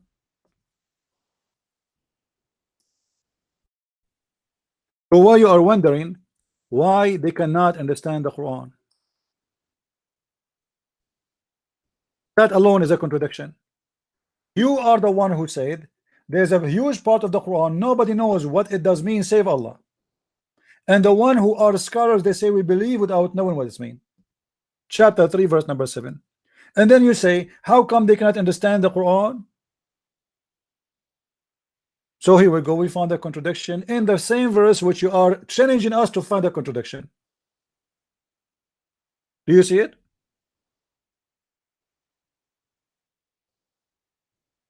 In this book there is a clear verses, they are the foundation of the book, and there is other ones which nobody knows what they mean save Allah. Read it. Nobody knows what they mean save Allah. Have you ever heard of a prophet he sent a message and the point of this message is nobody understand what it does mean save Allah? Guys, I'm going to start a new class maybe next week, and the point of this class is you understand nothing. I will teach you how not to understand anything. I mean, this is wonderful. And I will give you the teaching directly from Allah. So we spend hours and hours and hours to teach you how to understand nothing. And this is supposedly the message of Allah, who sent us a message which nobody understand. It's a miracle by itself. You know, I cannot open a mosque because in order to open a mosque, you have to open a bathroom. You see, when I was in the Middle East, I was wondering why people keep going in the mosque, coming back, going more and more. I was wondering, like, Muslim, they pray 5 times a day. I mean, yeah, I know, but every mosque is busy. It's very busy. I said to myself, those Muslims, they are really truly believers. And then one day, I went with other guy. We went to a different city, so you know, we need to go to the bathroom. So he said to me, "Let us go to the mosque." For me, I hesitate. I am a Christian. I don't want to enter. I don't like to enter. He said, "Come on." I said, what do you mean you go to know? I said, this is what we do. Don't you see all the people coming in and getting out? This is why they are getting out. What you think they're going to pray? And I get in, and yes, everybody is going to the bathroom.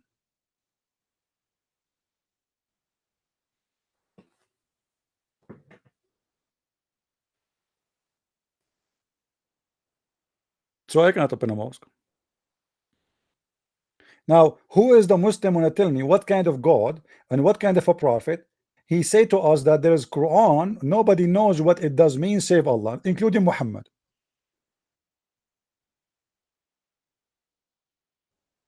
I mean, is that a miracle?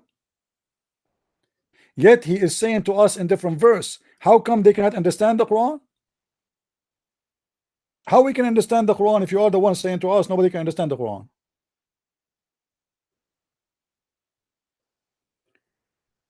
Why they don't consider the Quran? Why they don't even care for it? I mean, something wrong here.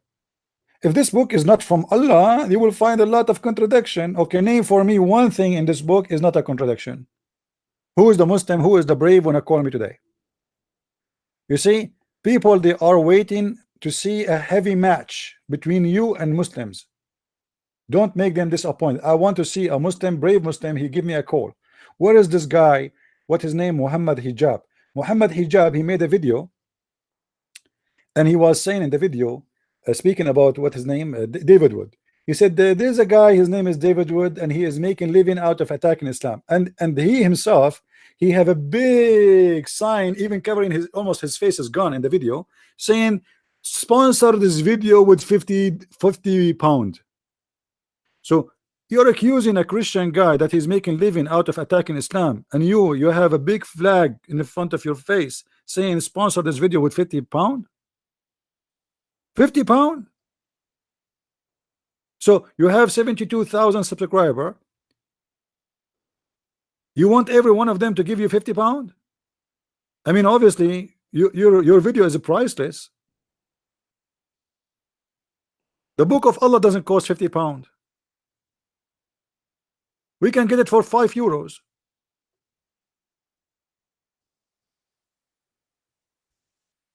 This is what they try to do. You know, a guy, he is fighting Islam, so okay, he's making living from it. Look, he received donation.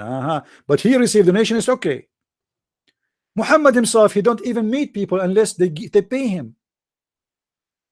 And Muhammad, to be sure that he is getting paid, look what he did. Always he make it as Allah. He told him he have nothing to do with it. You know, it's not me. It's not me. Trust me. I have nothing to do with it. It's Allah. Allah told me before you talk to me, you have to pay me. يا أيها الذين آمنوا إذ ناجيتم الرسول فقدموا بين يدي نجواكم صدقة. Chapter 58, verse number 12. So if you want to cancel with the prophet in private, I mean, here we go. We have a private clinic. Dr. Muhammad is willing to see you, but first you have to pay. Or who you believe, when you canceled with the messenger in private, please spend something, man. Spend something. Sponsor this video by 50 pound.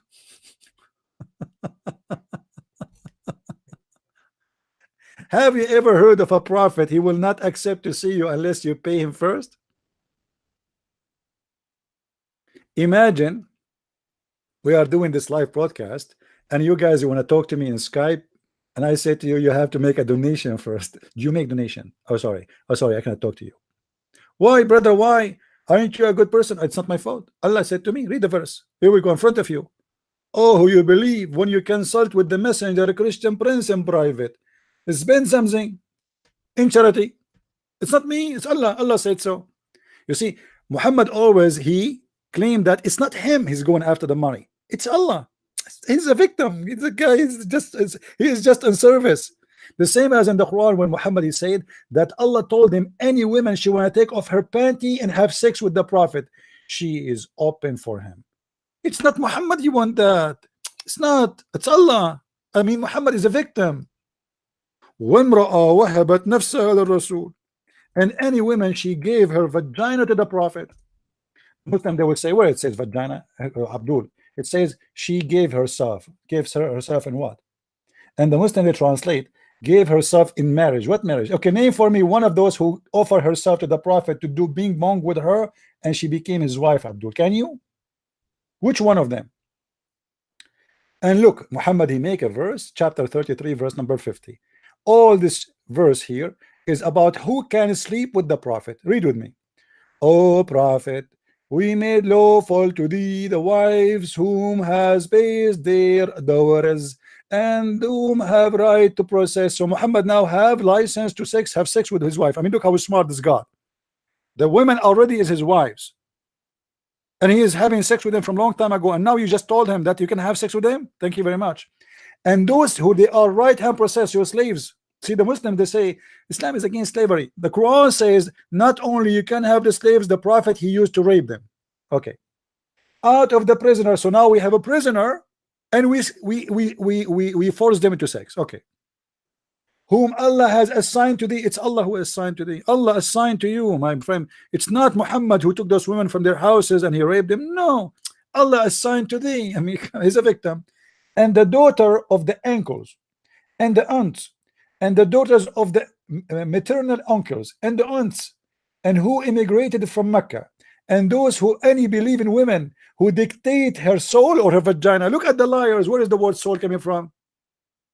They translate the word nafsaha, which means herself, her vagina, to her soul. Muhammad he want her soul. The women she will give her soul. The whole chapter is about sex, and suddenly now it's about her soul. The women she will ship her soul. Prophet, take my soul. Oh sister, okay, give me your soul. Do you have a box? What soul? The guy he is going to have bang bang bing bong. What soul, Abdul? The women she will give her soul.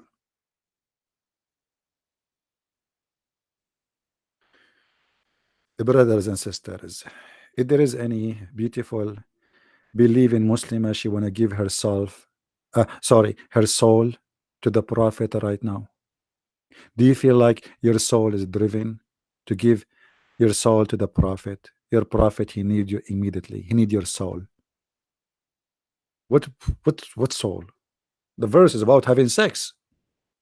The whole verse is about having sex with women who they are lawful for him to have sex with.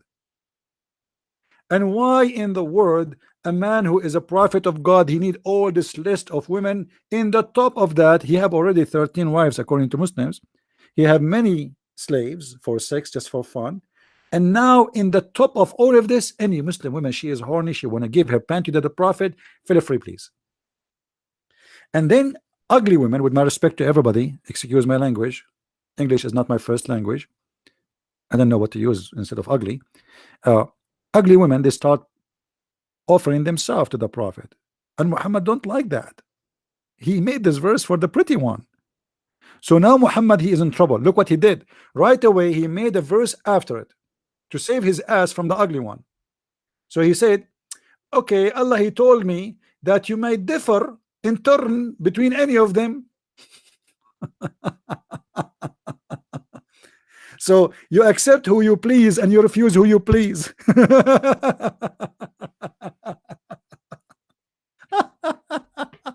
What What a God, man. I love this God. So cute, so cute. So Christian Prince, any woman she can give herself to you. And now we have a long line of women who they are really scary. Excuse me. And his Christian Prince is scared even to open the door. So Christian Prince now have to have a solution. You told us any woman she can offer herself, and now what you will say no?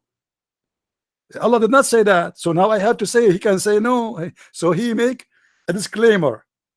Right away he make a verse after it says yes, yes, but any he like he can choose, and the one he don't like he can refuse. What a scam. He must be a prophet. I mean, we have to admit this is only a teaching of a prophet of God. I mean, who can resist this? Isn't it obvious that he's a prophet?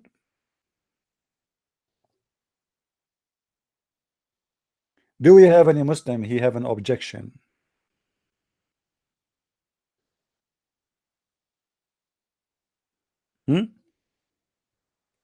Yeah, you know, there's many the stupid disclaimer in the Quran, in case you do not know, my friend. As an example, do you remember the statement about teaching magic in the Quran? Do you remember just a few days ago, last week, we have a Muslim, he called me, and we spent more than 40 minutes to make him admit that Allah, he opened a school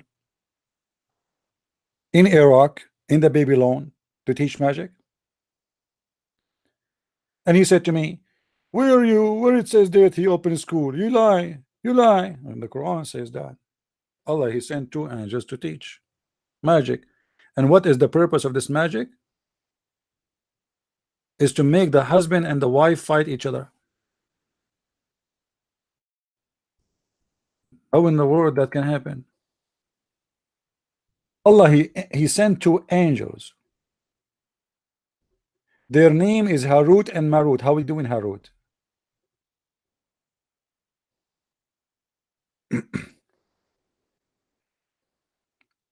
If we call Zakir Naik now and we say to him, hey brother Zakir, a Christian Prince, he is asking and making fun of this verse, what Zakir Naik will say? What do you think, guys? What he will say?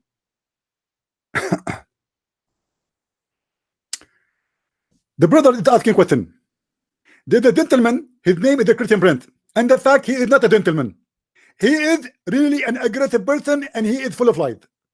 And he was making fun of the prophet in the story of Harut and Marut. First of all, there's a true story of Harut and Marut is a truly exist angels. And me myself, I saw them in the ice cream store. Allah, he decided to send Harut and Marut. And the purpose of Harut and Marut to teach mankind trial. And Christian Prince, he have no idea what you're talking about. Thank you very much.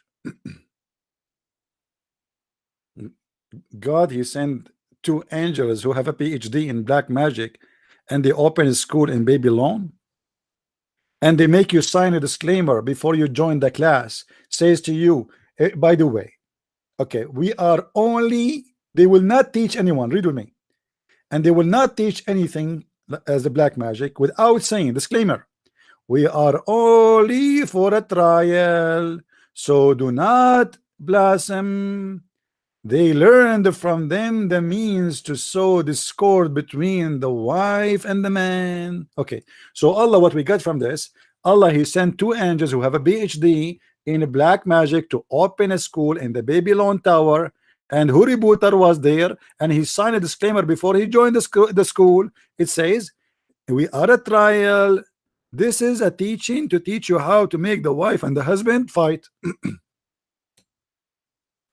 Right? Am I lying, Muslims? It's in front of you. Allah sent 2 angels to teach magic, and he opened a school in the Babylon. And this magic will make the wife and the husband fight. I used to have a neighbor, he used to fight with his wife. And I was wondering, what is the connection between him and ISIS? Because I thought he's have a connection, but now I got it. The black magic which is infected the house is coming from the Babylon in Iraq. Allah, he sent the angels in the Babylon by the river of Babylon, where we sat down. Hey, we will, where we remember Zion. Any Abdul, want to tell us what's happening? Huh? What the heck is that? This is a religion? And they cannot harm anyone with the black magic except by Allah permission. Okay, how nobody will be harmed by the black magic except by Allah permission, and the Prophet was harmed by the black magic? Hmm? Any Abdul? Yeah, I'm going to quit my career. I will start singing. I will sing Quran. Actually, I know a Middle Eastern guy, an Arab guy. He went long time to Kosovo, and he's a Christian. He's an Arab Christian. He was looking for a job. You know, his family, they have something wrong. They cannot send him money, so they have some difficulty to send money. So he need a job, and he was asking for a job, and they told him, "You speak Arabic, don't you?" He said, "Yes." So they said to him, "Okay, the mosque, they need somebody to pray, to be an imam." He said, "What?" He said, "In the mosque, they need somebody to be an imam. You speak Arabic, right?" He said, "Yeah, but he's a he's a Christian." So this guy, he worked for about 6 months in the mosque as imam, and he say falafel, talatel, you know, he speak Arabic. They don't know what he's saying, you know, and he was getting salary for 6 months. It doesn't matter what you are saying. Nobody understand.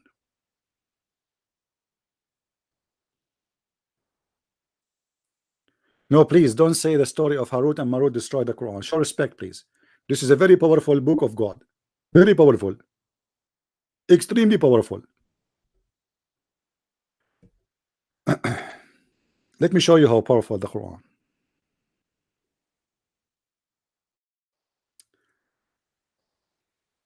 There's a video on YouTube. I don't want to play it because they might flag me for copyright. The Muslim, they had a conference. I don't know if it was in France or Canada, but they are speaking French because, you know, in Canada there's some territory they speak French too. So a guy, his name is Al-Uraifi, all right, and he wanted to prove to the crowd that Quran is superior. The second you hear Quran, your heart will be like, oh, I am in love right away. So he said, okay, we want the volunteer, somebody he is French, you know, foreigner, not a Muslim. So they choose a guy, and the guy don't speak Arabic. So now the sheikh, he said, I'm going to make two Arabic statement. One of them is Quran. I will not say which one is the one, and one of them is a fake Quran. And then I will ask him which one your heart feel good for it, and you will see he will choose the Quran. So now they have this guy in the stage, and the guy he made, the sheikh, he made a Quran, fake Quran, and he recited true Quran. And then they asked the guy which one you like more. He chose the fake Quran.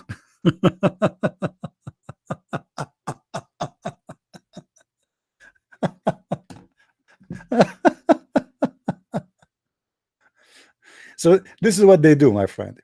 They bring somebody, he have a nice voice, and when you have a nice voice, whatever you sing, is the song is going to come good. You know what I mean? If somebody have a nice voice, even if he sing something full of F word, ish word, all the dirty words, still because you have a nice voice, your ear will enjoy the voice, at least you know. So they bring you someone, he have a nice voice to make you believe that the Quran is amazing, but the Quran is the most stupid book.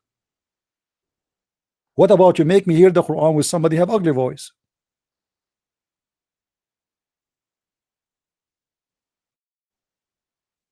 You know what I mean?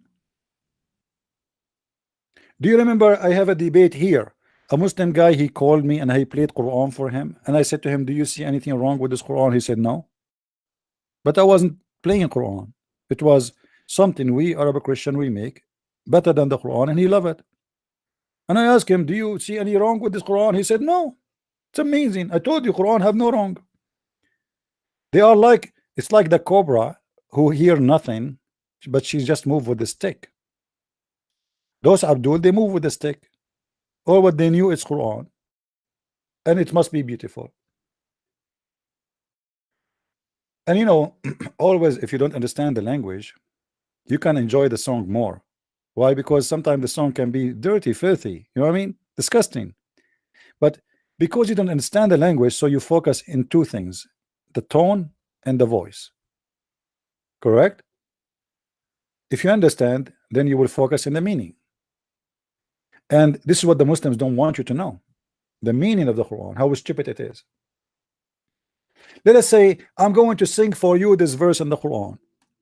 Harut wa Marut Washush Tashut Shashut Shamut. Okay, but it says there he's going to teach magic to teach the man to the man and the wife to hate each other. I mean, this is beautiful, brother. This is so beautiful. Allah, he opened a school to teach us how we can make the husband fight with his wife. It's my dream.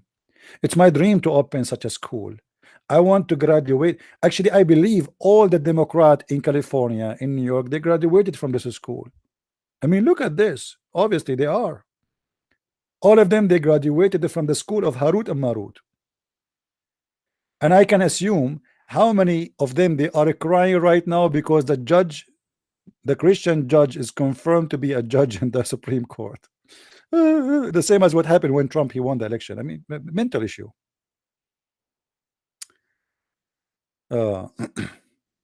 Show the site that show how the sound Quran. But there's many you know site they play Quran for you. You can listen to it. Now, do we have any Muslim would like to call us? More than 300 people watching live, and yet not even one Muslim have the courage and the knowledge to call. Open debate, my friend. I have no topic, anything. You talk, we speak. Whatever you wish. You see, the Muslims, if they want to debate somebody, they choose a topic like 6 months in advance. Like Shaib Ali. Shaib Ali, ABN TV, they offer him to debate me, and he accept. And then he searched about me, and then he bought my books. And then after he bought my books, he said to himself, uh-oh, not this guy. So he sent an email to ABN and said, I am busy doing my PhD. And since then, he is doing his PhD. So this is what they do. They choose a topic 6 months in advance, and then they go to the internet, private internet, Google, and they print all the questions in the internet. And when the time of the debate comes, they read for you all the questions they got from the internet. And they prepare for themselves for all the questions you might ask about the topic, because now we know what the topic. I mean, you know what I mean? A real debate is the one who you cut a person in surprise. Don't tell me what the question. Please call me right now. Is that fair? Don't tell me what the question, and don't ask me what is my topic. Open debate. Who want to do it? If you have really a knowledge, this is how you do it. But because all of them, they are a bunch of potatoes, they have no knowledge. They want to set up a time, they want to set up a topic so they can go and search the internet, and they print 1,000 questions who they are not even the one who did made them. A person who have knowledge, he do not need to prepare. Do we agree? What do you think, people? Do we agree? As an example, I'm going to do a seminar next month. I'm not going to say where. One of you invited me, which a very nice gentleman, and the brother, he invited me to that church, and he introduced me to them, and I will go there to do a seminar. Do I need to be prepared? I told the pastor of this church, I don't have a topic. Let people ask me whatever they want. I don't have what. There's no topic. Whatever people they have a question, ask me. Live, right on the spot.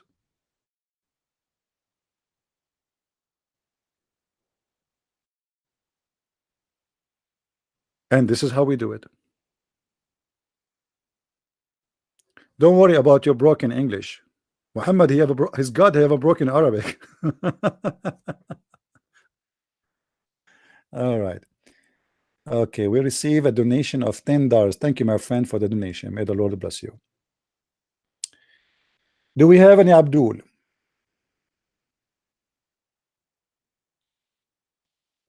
Anyone who really admire his religion and he believe that Islam is a true religion? Just give me a call and give me the best you have. Can you get to the temple of Mecca? You mean the one in Yemen? Yes, you can, but not to Mecca. You as a Christian, you cannot.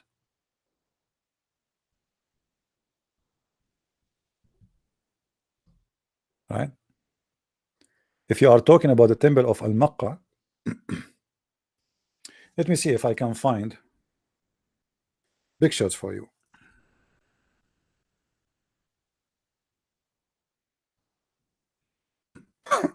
Here we go. You can search this.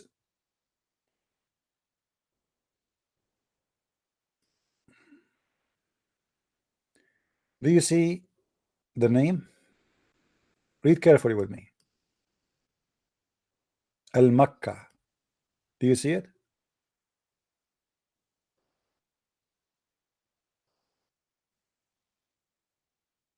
Do you see it? Makkah. Who of you remember I said to you before what Al mean? Who remember what Al mean? What Al mean? Anyone remember? What Al mean? Al by itself. Al Makkah. You see here there's two words. There's Al. Let us click in it. Okay. Al Makkah. Al mean God. So God, the God of the Makkah. The God Makkah. The moon god.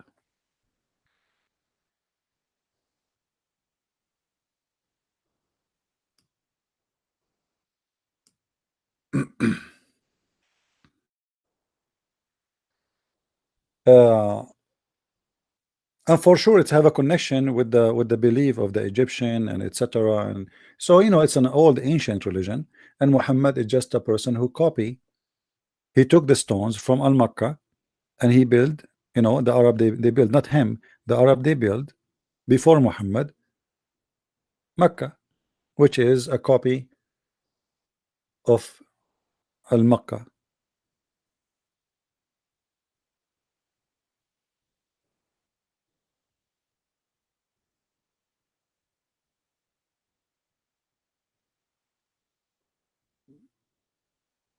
Do we have any Muslim would like to call me?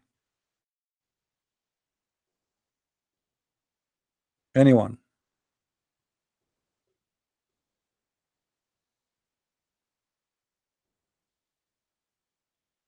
Learning language is extremely important for somebody who want to study ancient religions, because you will discover many secrets. And like, because many even Christians, they don't have too much knowledge. They have wrong idea about things in the Bible too. If you ask Christians, many of them, okay, what is the name of our God? They start giving you guessing. The guy he say Yahweh, the guy he say Jehovah, the guy he say Elohim, like etc. Because those are names mentioned in the Bible. Is not bringing things from him, but the fact none of those are names. They are not really a name. They are description.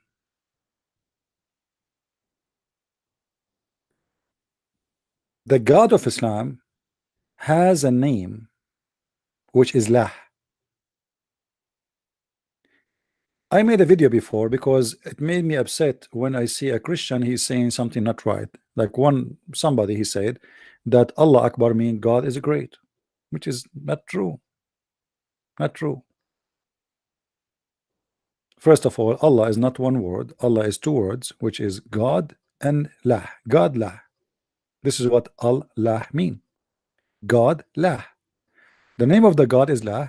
Al is a word mean God. And that can be proven even in the Old Testament, even in the Hebrew language, even in the Aramaic language.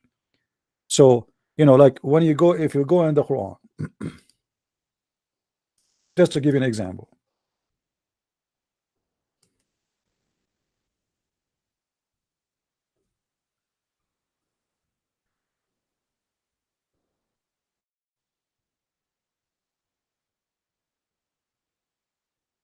Okay.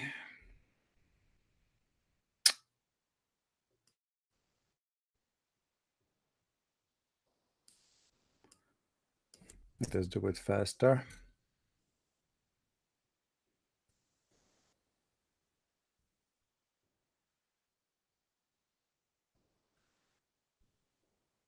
Ah, I'm searching in English, sorry.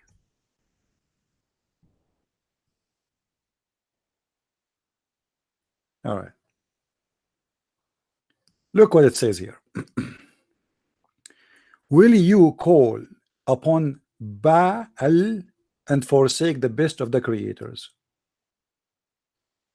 Do you notice how Baal is? Baal, al, al. The al, the word which means God, it can be written in the beginning of the name or it can be written at the end of the name. As an example, when you say uh, Daniel, Daniel, Prophet Daniel, Daniel. When you say, actually, even the word Israel, it's not really Israel. The original Hebrew is Israel. The last word, the last two letters are today. It is eel, eel. Today in eel, it's eel. But in fact, it was the last two letters. It used to be in the ancient Hebrew, al. An eel and al is the same word. It's a word mean God. Are you getting the point? Same as in Baal. You see, al have nothing to do with your God or my God. It doesn't matter what the God you are talking about. It's a word mean God. You know what I mean? It's a generic word for the word God. It doesn't matter what your religion is. So whoever is using the Aramaic language, he have no choice either to use al or a or el. Are we getting it? So here we have Baal.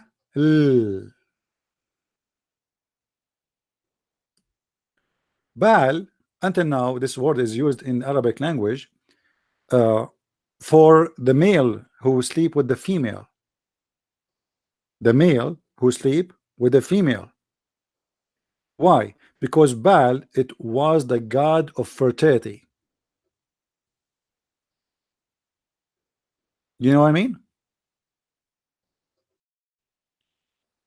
Okay, Sean, we might answer you later. Let us finish this topic here. The god of fertility is Baal. This is why you see in the Quran, if we go right now and we search for the word Baal,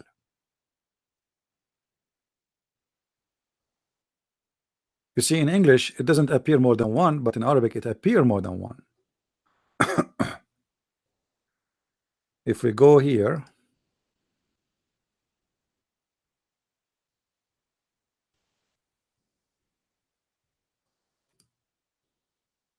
you will see the Quran using the word Ba'laha. Ba'laha. Oops. Switch to Arabic.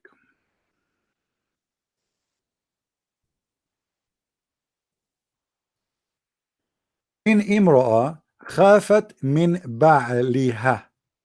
Ba'al is the male, is the penis, is the man, is the male member. Ha is her, her in Arabic ha. So you add like ha at the end of anything to make it belong to a female. So ba'laha here mean her male husband, the man who sleep with her. So if a woman she is afraid from her ba'laha nushud, which means he don't like her no more, she can come to agree. So you can read the whole verse. So the word is used here for ba'laha, but the Baal itself is a pagan word, and because it became part of the religion and part of the language of individuals, so what it used to be God in the sky became an earth. For God in the sky, he is the one who fertilized women anyway. If you go into tafsir, if you have my book 6 on Allah, you will see the reference where I showed you that the Arab before Islam, they used to go and touch the black stone with their hand. Anyone remember? This is the black stone, and the black stone is in the shape of a private part.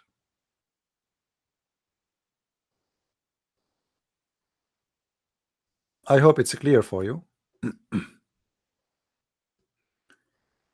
Before Islam, you see, if you go in the hadith, it says Muhammad, he said that the black stone used to be white like milk. Do you remember? Muhammad said the black stone used to be white like milk, but the sin of mankind made it black. The fact is not black. If you look carefully, you will see it's kind of a dirty red. Do you see it? Is the color clear for you guys? Is it clear that it's not really black? It's like a dark maroon, dirty blood.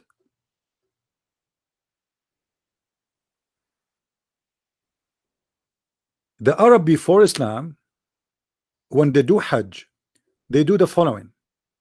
The women, when they have their period, they go naked around the Kaaba, they touch their vagina, and they place their hand inside the black stone, the one you see in front of you.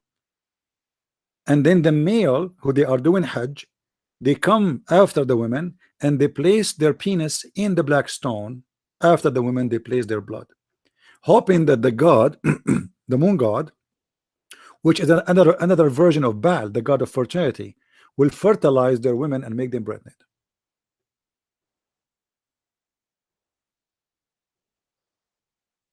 Are you getting the point? And Muhammad actually, he forbid people to go naked around the Kaaba because he saw a woman, and you see that in my book. He saw a woman who was naked and he liked her to be his wife or to sleep with her, so he was jealous. He don't want men to see her no more. Otherwise, Muhammad, he have no problem with the Arab and his followers and his family and his tribe going around the Kaaba totally naked, women and men, and wearing no clothes.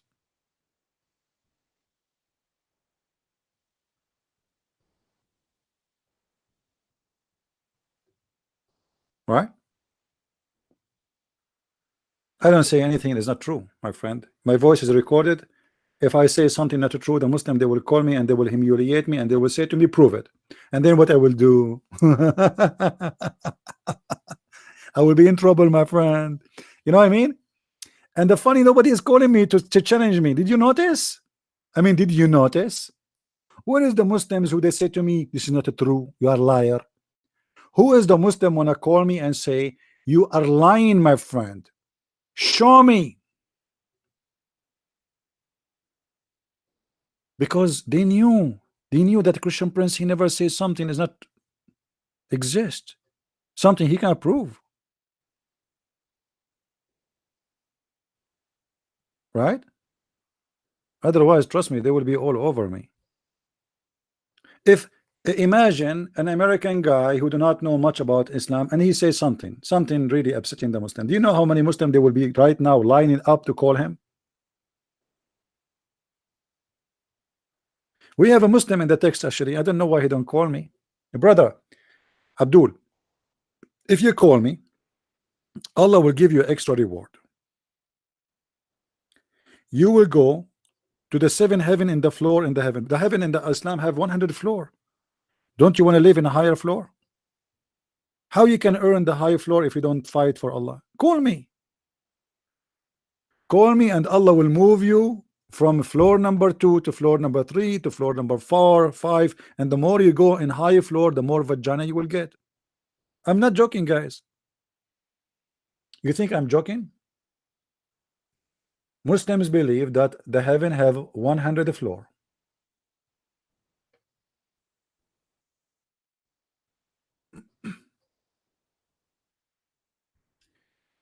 Let us see. We can find you the hadith. Do you see it? We don't make things up. Do you see it? The messenger of Allah said, the messenger of Allah, PBUH. I need to find out what is that. PBUH, Philippine Balut, U-turn, Hello. I think I'm getting close. Anyway, so he said in Jannah there are 100 grades which Allah has prepared for those who fight in his cause. Do you see it? And the distance between any two of those grades is like the distance between the heaven and the earth. If. So this is not like really 100 floor. This is a very high building, my friend. So don't you want to do jihad? Hmm? There's 100 grade. Any Abdul? And by the way, the Prophet Muhammad, in which floor he will be? The penthouse?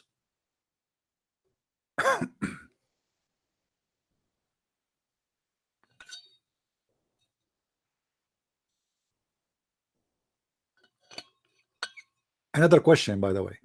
Why is so far between the floor, my friend? Allah is afraid of what? The Muslims they will climb? Why is so far between them? I mean, why? Any Muslim can tell us why. Why Allah made the distance between the two floors is very like, look, and the distance between any two of these grades is like the distance between the heaven and the earth. I mean, this is very high. Why?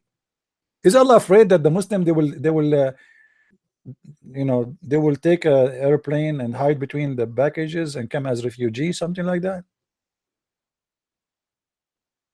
Any Muslim can tell us why really the distance is so big? What the point? You know, what the point of this?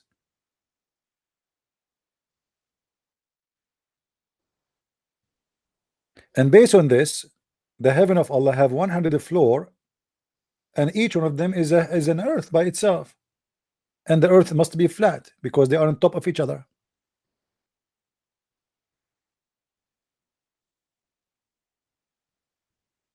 Any Muslim show us the versions? I don't know. I'm afraid last time I showed, you know, I was showing the versions. The number of people who they were watching me, it dropped because most of Muslims, they got excited and they went to their bedrooms. I cannot show that. I don't guarantee the safety of you guys.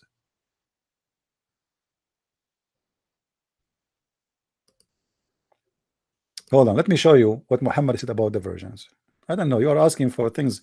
You guys, you have a dirty mind. Shame on you. I will tell your mom about how you think. Your mom, she will know everything you said here. All right. Muhammad, he said,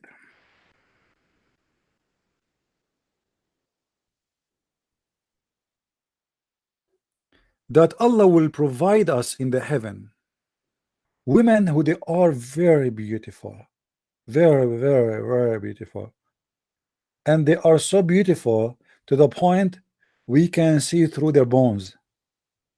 I mean, who can resist such a temptation? All my life, I dream about a woman who I can see through the marrows of her bones. Very beautiful.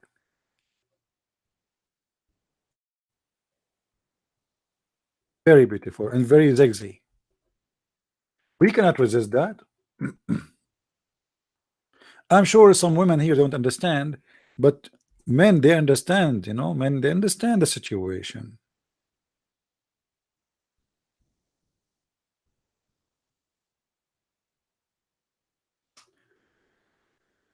To give you an idea how women they will look in the heaven of Allah. Here we go. Imagine, my friend, you are in the heaven of Allah and you get this. I don't know how, it's hard to describe how we feel about this. It's so beautiful. It's so amazing. It's beyond imagination. Or even imagine your wife, she is sitting like this. Oof. Oof. That's too much. That's too much, and it's very dangerous. Or imagine your wife is sitting like this in the heaven. Oh boy. Unbelievable. That's really, and look at the high heels. I don't know what to say. I mean, how you can describe really how you feel about this? The heaven of Allah, my friend, is so amazing. And if you are saying to me, why you are showing these pictures, look what your prophet saying, that in this heaven you will see the marrow of the bones of their legs. In the heaven of Islam, we will see the bones, the marrow of the bones.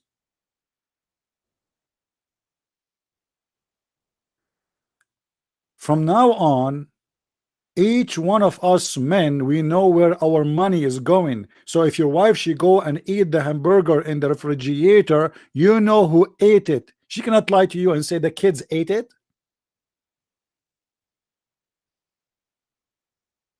She cannot get away with it. You will see the hamburger inside her stomach.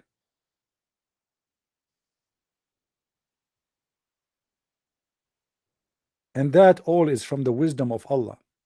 Now, why Muhammad is promising the Arab such a thing? I mean, why they are like this? Anyone knows? Why he described them like this? I mean, this is weird. This is stupid and disgusting, actually. I don't want to marry a jellyfish.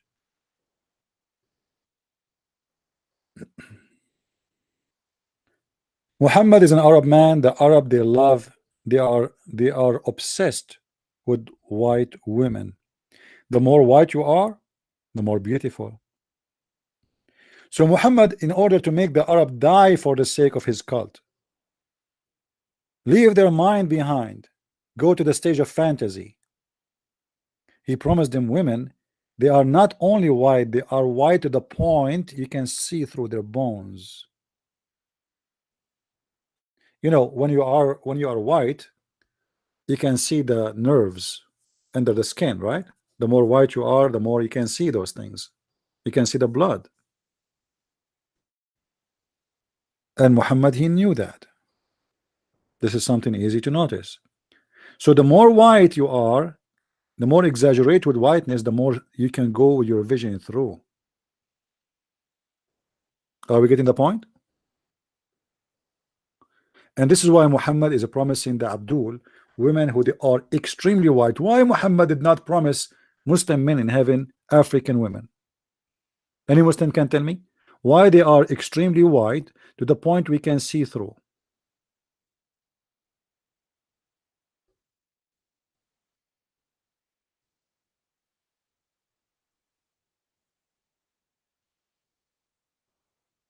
What if I like to have a beautiful woman, she is black? Who said that women who they are black are not beautiful?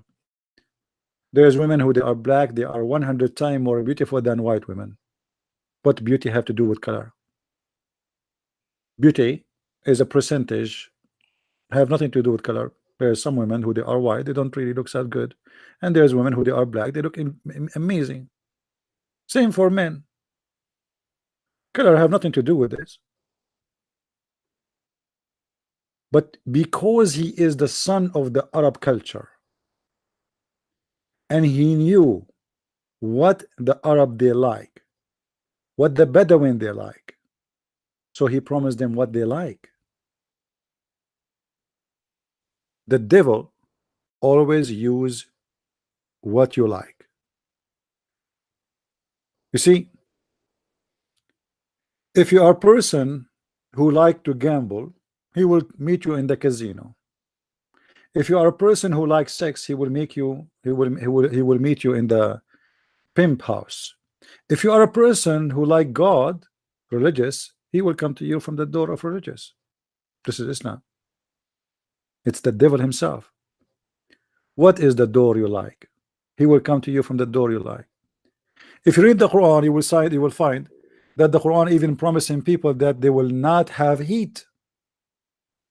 Why? Because he's speaking to the Bedouin. I mean, what kind of God he promised them that he will not have heat in heaven? Because Muhammad was not speaking to people who live in Norway or in Alaska. He speaks to people who live in the desert.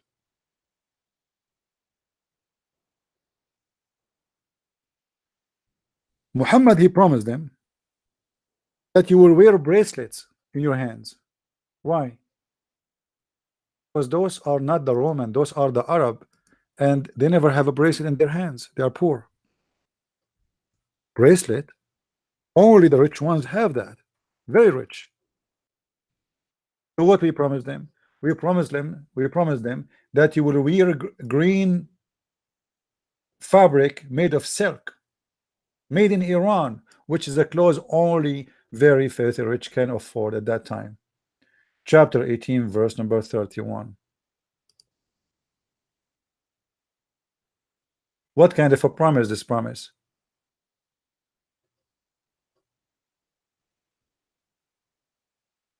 And for them will be gardens of eternity. Beneath them rivers will flow. Those are the Arab who they are dying to find water. They will be adorned therein with a bracelet of gold. Bracelet of gold. And they will wear a green garment of fine silk, which is made in Iran. Stabrak.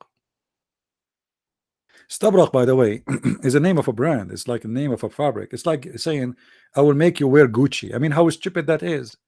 Imagine somebody come to me today and he's a prophet of God, and he said to me, he claimed to be a prophet of God, I will make you wear Nike shoes and Gucci suit. Huh? Allah, God told you that? God told you that he will make me wear Gucci and Nike? Are you sure? Yes. And Allah promised me he give you unlimited plan for your cell phone. Muhammad is speaking of his time, and the promise is very funny and very foolish. What bracelet made of gold? God give me a bracelet made of gold? I can go and get one right now.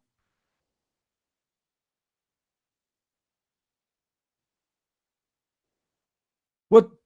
And then I will wear a green garment for eternity? I mean, that's sick. Are you telling me that me and everybody around me in this stupid heaven will be wearing green? We will look like those in the cartoon, the midget ones, the some four, what they call them, guys, the guys who wear the funny hats in the cartoon. Everybody wearing a green, and this green is made in Iran. So here we go. We are going to buy. Allah is going to buy from Ahmadinejad. At that time, those Iranian, they were pagans. Yes, Samurf. Hold on. How you call them? Samurf, huh? Okay. Yeah. We will be green. Samurf. Isn't it that amazing? Everybody of us will be green, my friend.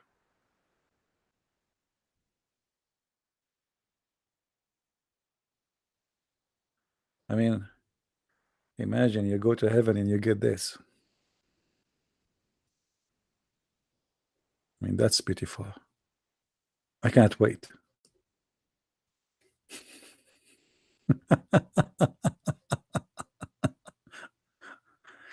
Everything around us is a green. The clothes is a green. The fabric is a green. The heaven itself is a green.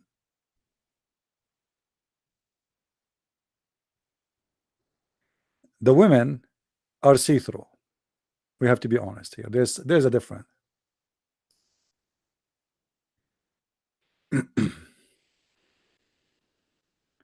And then Allah, he promised us that we will sit in the top of a couches.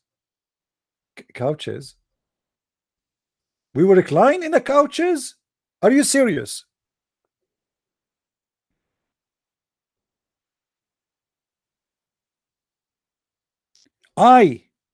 Me, the Arab, I will recline in a couch. Prophet, please, are you serious? Yes.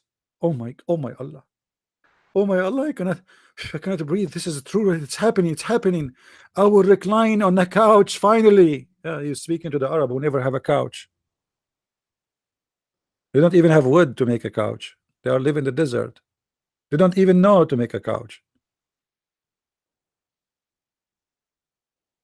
This is a promise of a Bedouin man.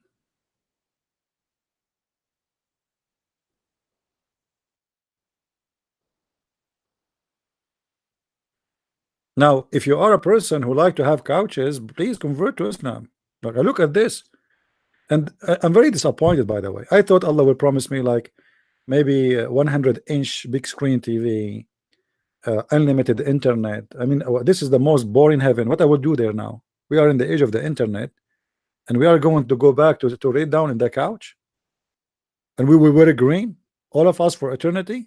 And not only that, to make it funny, the Quran says that the screen clothes will never be wrinkled and they will never need to wash, and you never take them off. I will wear them for eternity, Mr. Green.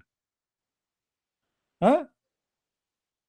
How beautiful a couch to recline on. I mean, look at how amazing, man. How beautiful a couch to recline on. I cannot resist this. The Shia, they don't follow the hadith. Who said that to you, my friend? The Shia, they have their own hadith. They are liars. The Shia, they have hadith more than the Sunni, and their hadith is more stupid, 100 times more stupid than the Sunni. As an example, the Shia believe in their hadith, if a man he wear black shoes, he cannot have sex. He will, his penis will not work. Who told you that Shia don't believe in hadith? All of Shiaism is based on the hadith. They don't believe in the Quran. They believe in the hadith. Don't listen to the Shia. They are liars. If you wear a yellow shoes, your penis will be strong. Don't do that. People will laugh at you. Don't imagine you are wearing it. Now we will see how many of you will start wearing yellow shoes. Imam Ali taught.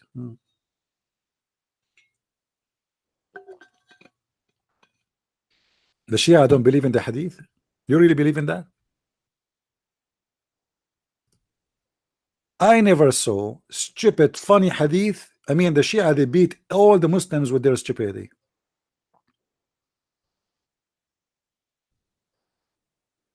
Seriously.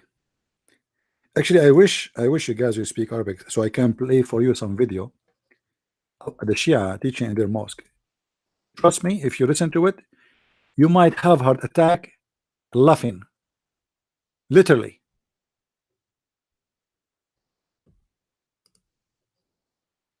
I never really saw people they have madness like this religion, the Shia.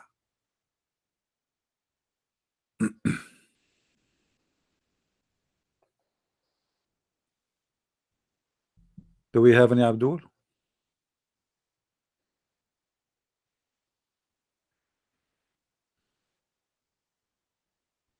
Anyone?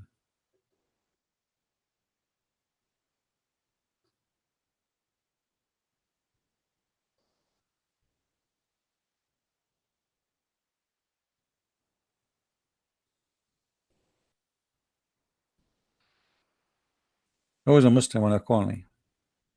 Shia, Sunni, I don't care. Take your chance.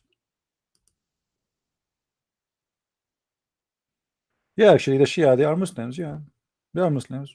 But you see, the issue is everyone, every sect in Islam consider they are the Muslims and the rest they are potatoes.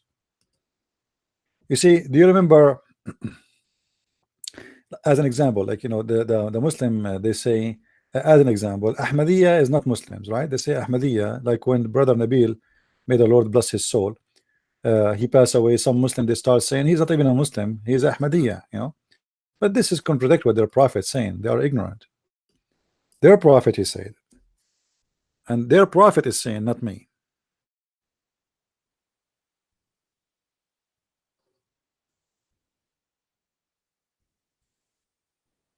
Let us show you the hadith.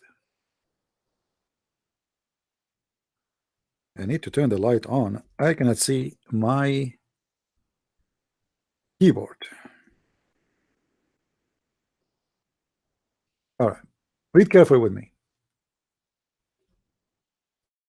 And the funny, by the way, you see, the Muslims sometimes they make accusation, but because I don't know, like, you know, maybe some of us we don't have enough education, or maybe we are not we don't have a fast processor in our brain. Like a Muslim, he says to you, you Christians, why you are divided very much?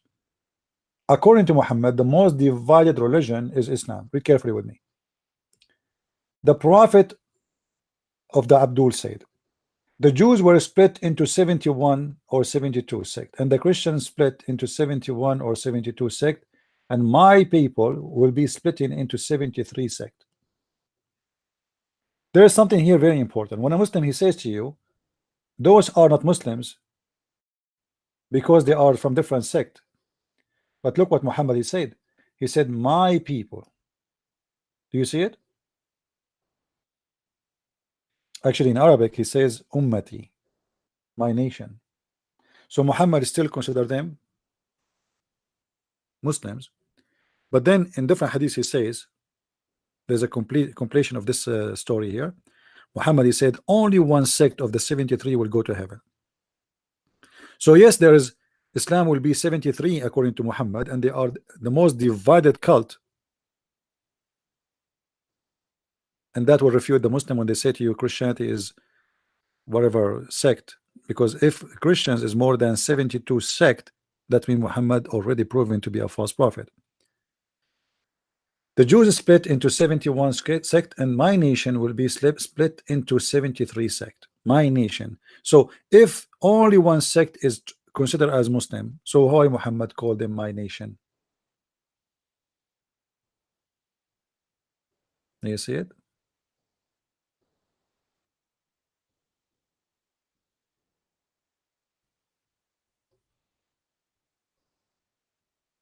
Here Muhammad, he confirmed that only one sect of the 73 will go to heaven.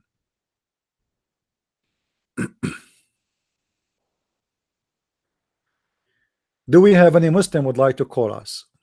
Mayday, Mayday. Any Muslim would like to call?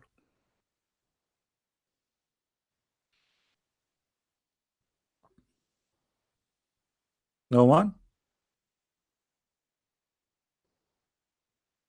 I accept calls from any Islamic sect out of the 73. It doesn't matter which sect you be, doesn't matter. As said, attack, you know, I don't know what to say. I mean, the crimes happen, and there's people who they have a hate crimes, and you know, I can't really, I mean, what I can say, disgusting. You do not need my opinion to know that this is disgusting and rejected and filthy.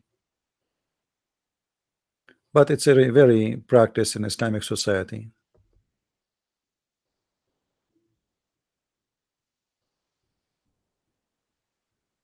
Do we have any Muslim would like to call us?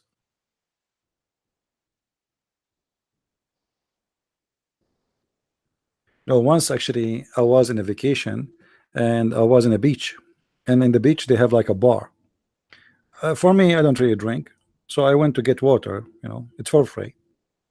But there was a guy, he was holding a big mug for beer in the right hand, another one in the left hand. He was drinking from the one in his right hand, and the one in the left hand is empty. So he drink, he take a step, and then he says, Mayday, Mayday. Speaking to the bar guy. Mayday, Mayday. And actually, this is very sad, by the way, because I don't know if a person he like to drink, but you came to the point you are drinking from two mugs at the same time, and you became like a sink, and then you are not aware of the consequence of drinking. You see, the Bible says little of it bless your heart, and this is actually proven by science. Little, but if you drink as many they do, you are literally taking poison.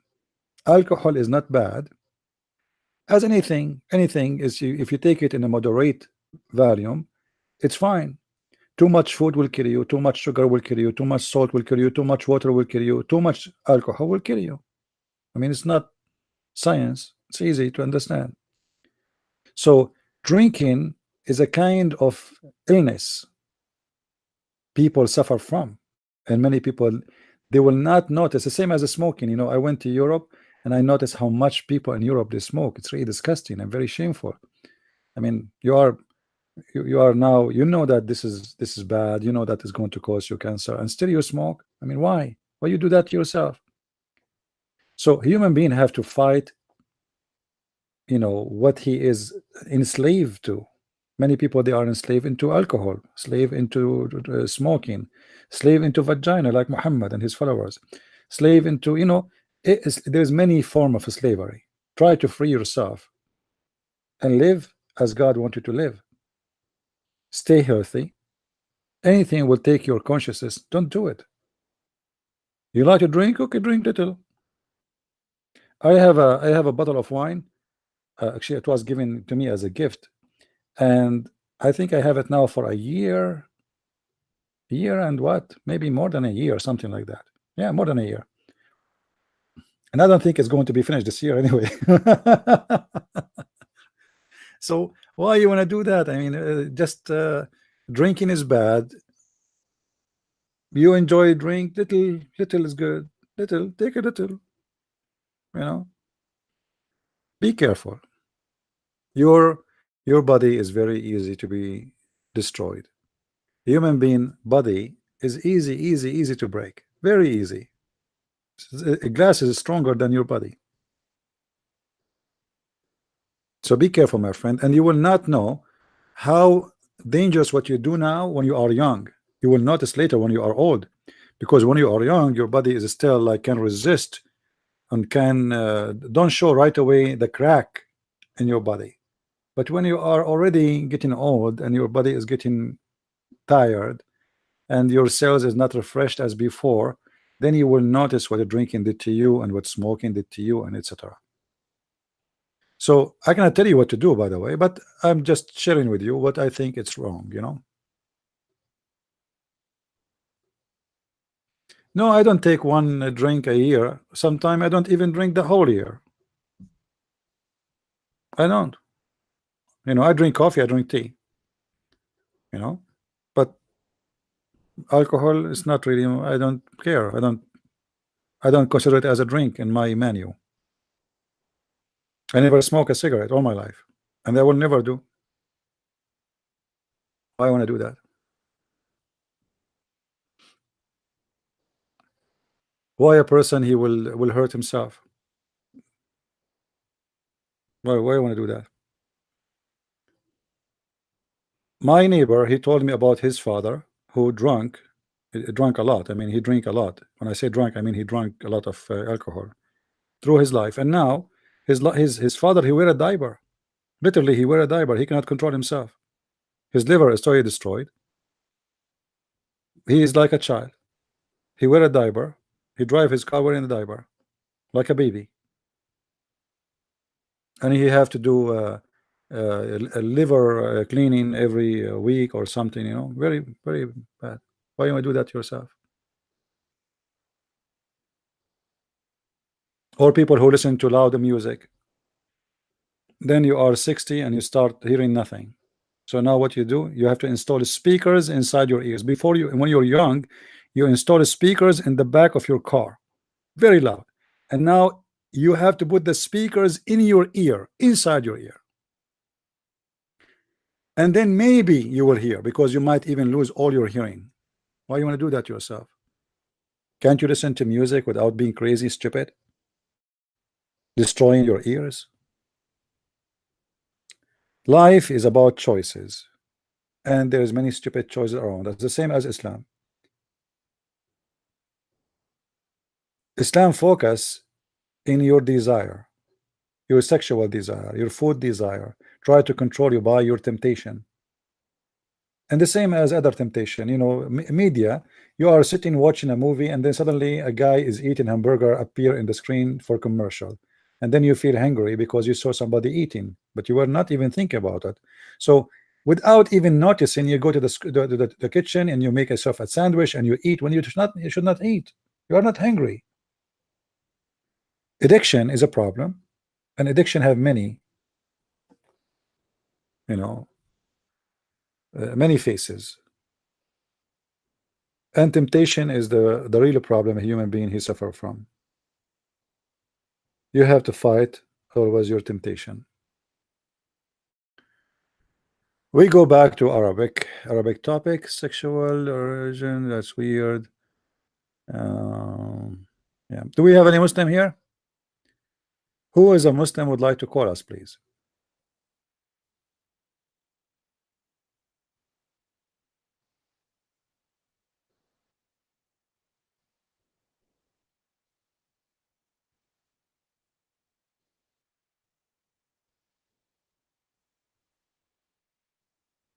Yeah, you know, human being, he don't notice what he's doing to himself until it's too late. That's it. It's too late. No doctors can help you, and nobody can do anything about it. It's too late.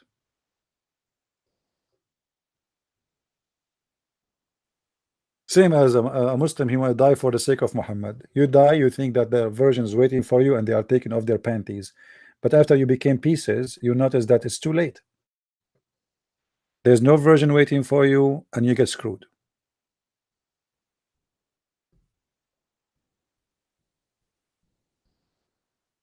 You know, what kind of God, you know, promised me promises which is not even, I mean, they are stupid.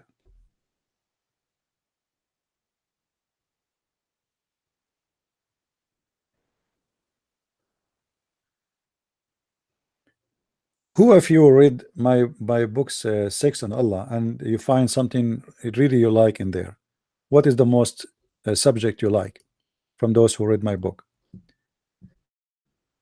Anyone? If there's anything special you like it in the book?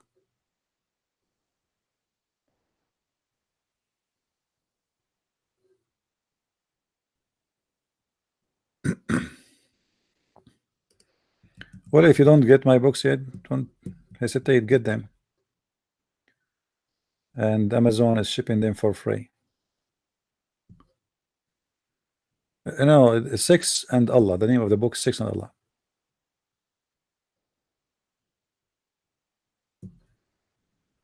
Any Abdul?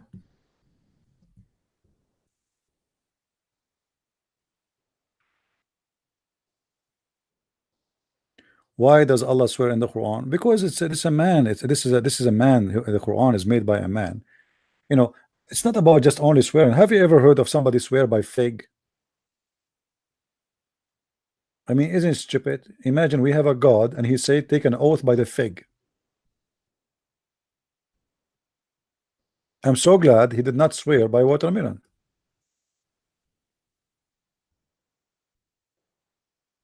Not only swearing, the object you swear in is very silly. Chapter 95, verse number 1. Allah swear by olive and fig. والتين والزيتون. I swear by the fig and the olive. I swear, I swear, I swear by the banana and the kiwi. I swear. What Allah will do if he heard of the banana? I mean, what? By the fig? So if a Muslim wanna call me right now and he wanna prove to me, or actually many time I ask Muslim to swear by the fig, they get angry. They say, what do you mean? Why you are making fun of us? I said, why do you want to swear by the fig? He said, this is stupid. I said, are you sure? You know, the second Christian prince, he said to Abdul, are you sure? It's mean there's a disaster is going to happen. To the Muslim, they are afraid always from this word when I say it, like, are you sure? Are you sure? This is stupid. Why you are asking me to swear by the fig? You are not trying to debate us, you are trying to make fun of us. Are you sure that's swearing by the fig is stupid? Are you sure? Yes, I'm very sure.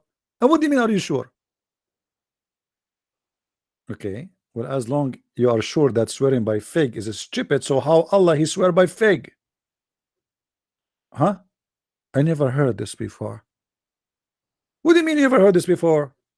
Allah in the Quran swear by the fig. So Allah, if he is between us right now, we will not give him the Quran to swear in it. We will give him a fig. He put his hand in the fig and he say, I swear by the fig, I swear, I swear. And I say, Allah, don't please.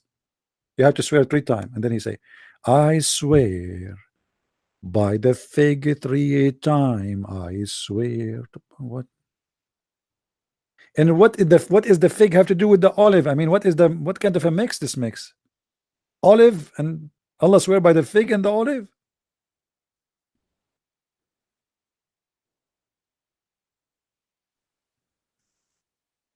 As I remember, fig is a fruit, olive is not. Well, yeah, olive is a kind of a fruit, but it's used as a main food. It's a food. It's not really considered like a. It's not an entertaining thing. It's real food. Uh, any Abdul?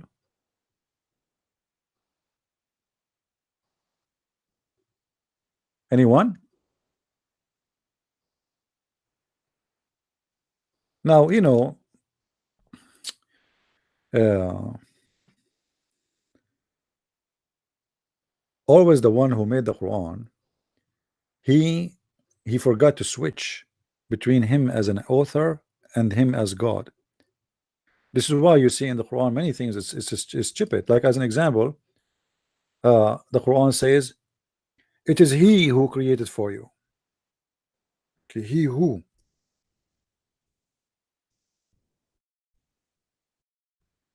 is talking and talking about who?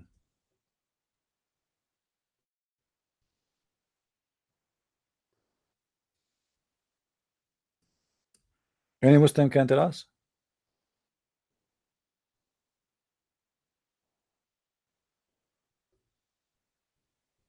As an example, chapter 2, verse 29. It is He who created for you all things. Okay, who is talking?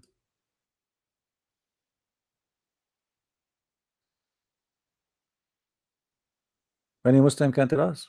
Who's talking? Allah? How Allah is talking? He say it is He.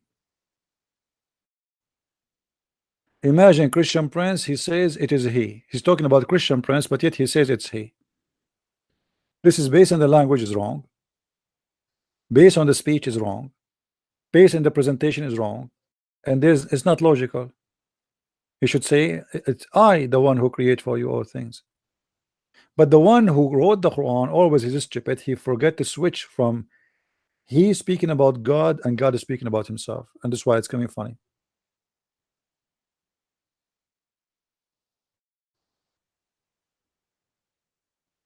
Yeah, the Shia, they have many versions of the Quran, but most of the Shia, they are waiting for the Quran of Fatima, which is supposedly the true Quran. The Shia believe the Quran the Muslim today have is a corrupt one.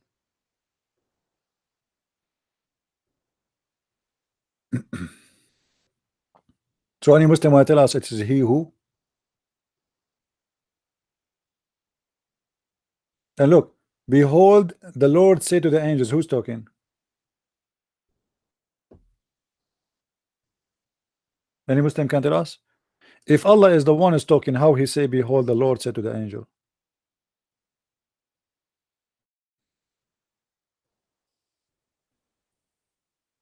Anyone?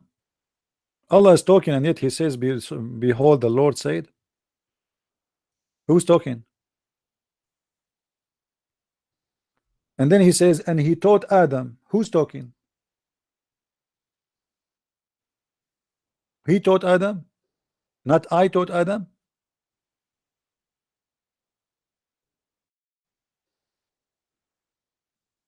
And not to mention how stupid the whole story here in this chapter. You know, you see Muhammad as a thief. He stole some of the stories from the Old Testament, but because he's a thief, always he screwed them. So Adam, God, he taught Adam all the names of all things. This is from the Bible. Is that correct? It's from the Old Testament. But in the story of Muhammad, the story is totally different. The story in Muhammad story, Allah was challenged by the angels. They challenged him, why you are going to create Adam? And they said to him, Adam would do mischievement in earth. And Allah wanted to prove to angels that they are wrong. Adam will not do mischievement.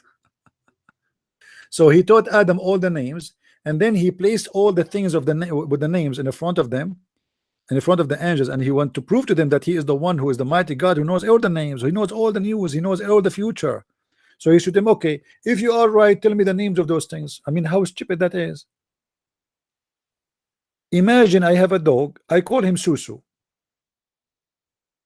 and then I say to you, because you said to me, Christian Prince, you have no knowledge. Now I want to prove to you that I have knowledge. So you see me in the street, I say to him, what is the name of my dog? You say to me, I don't know. I say to you, see, I am God, worship me, because I know the name of this God, his name, this dog, his name is Susu, but you are the one who gave him the name. What about I name the dog and you tell me? Guys, do you understand how stupid the story? So Allah, he taught Adam all the names in order to show the angels that they are wrong. They don't know the future. He is the one who knows future. But I mean, how that can prove that Allah is God if you are the one who named the things? So it's very normal for you to know them. You are the one who gave the names. You are the one who named things. So I call my dog Susu, and because I am the one who know the name of my dog, that will make me God? To believe in such a story, you have to be mentally ill.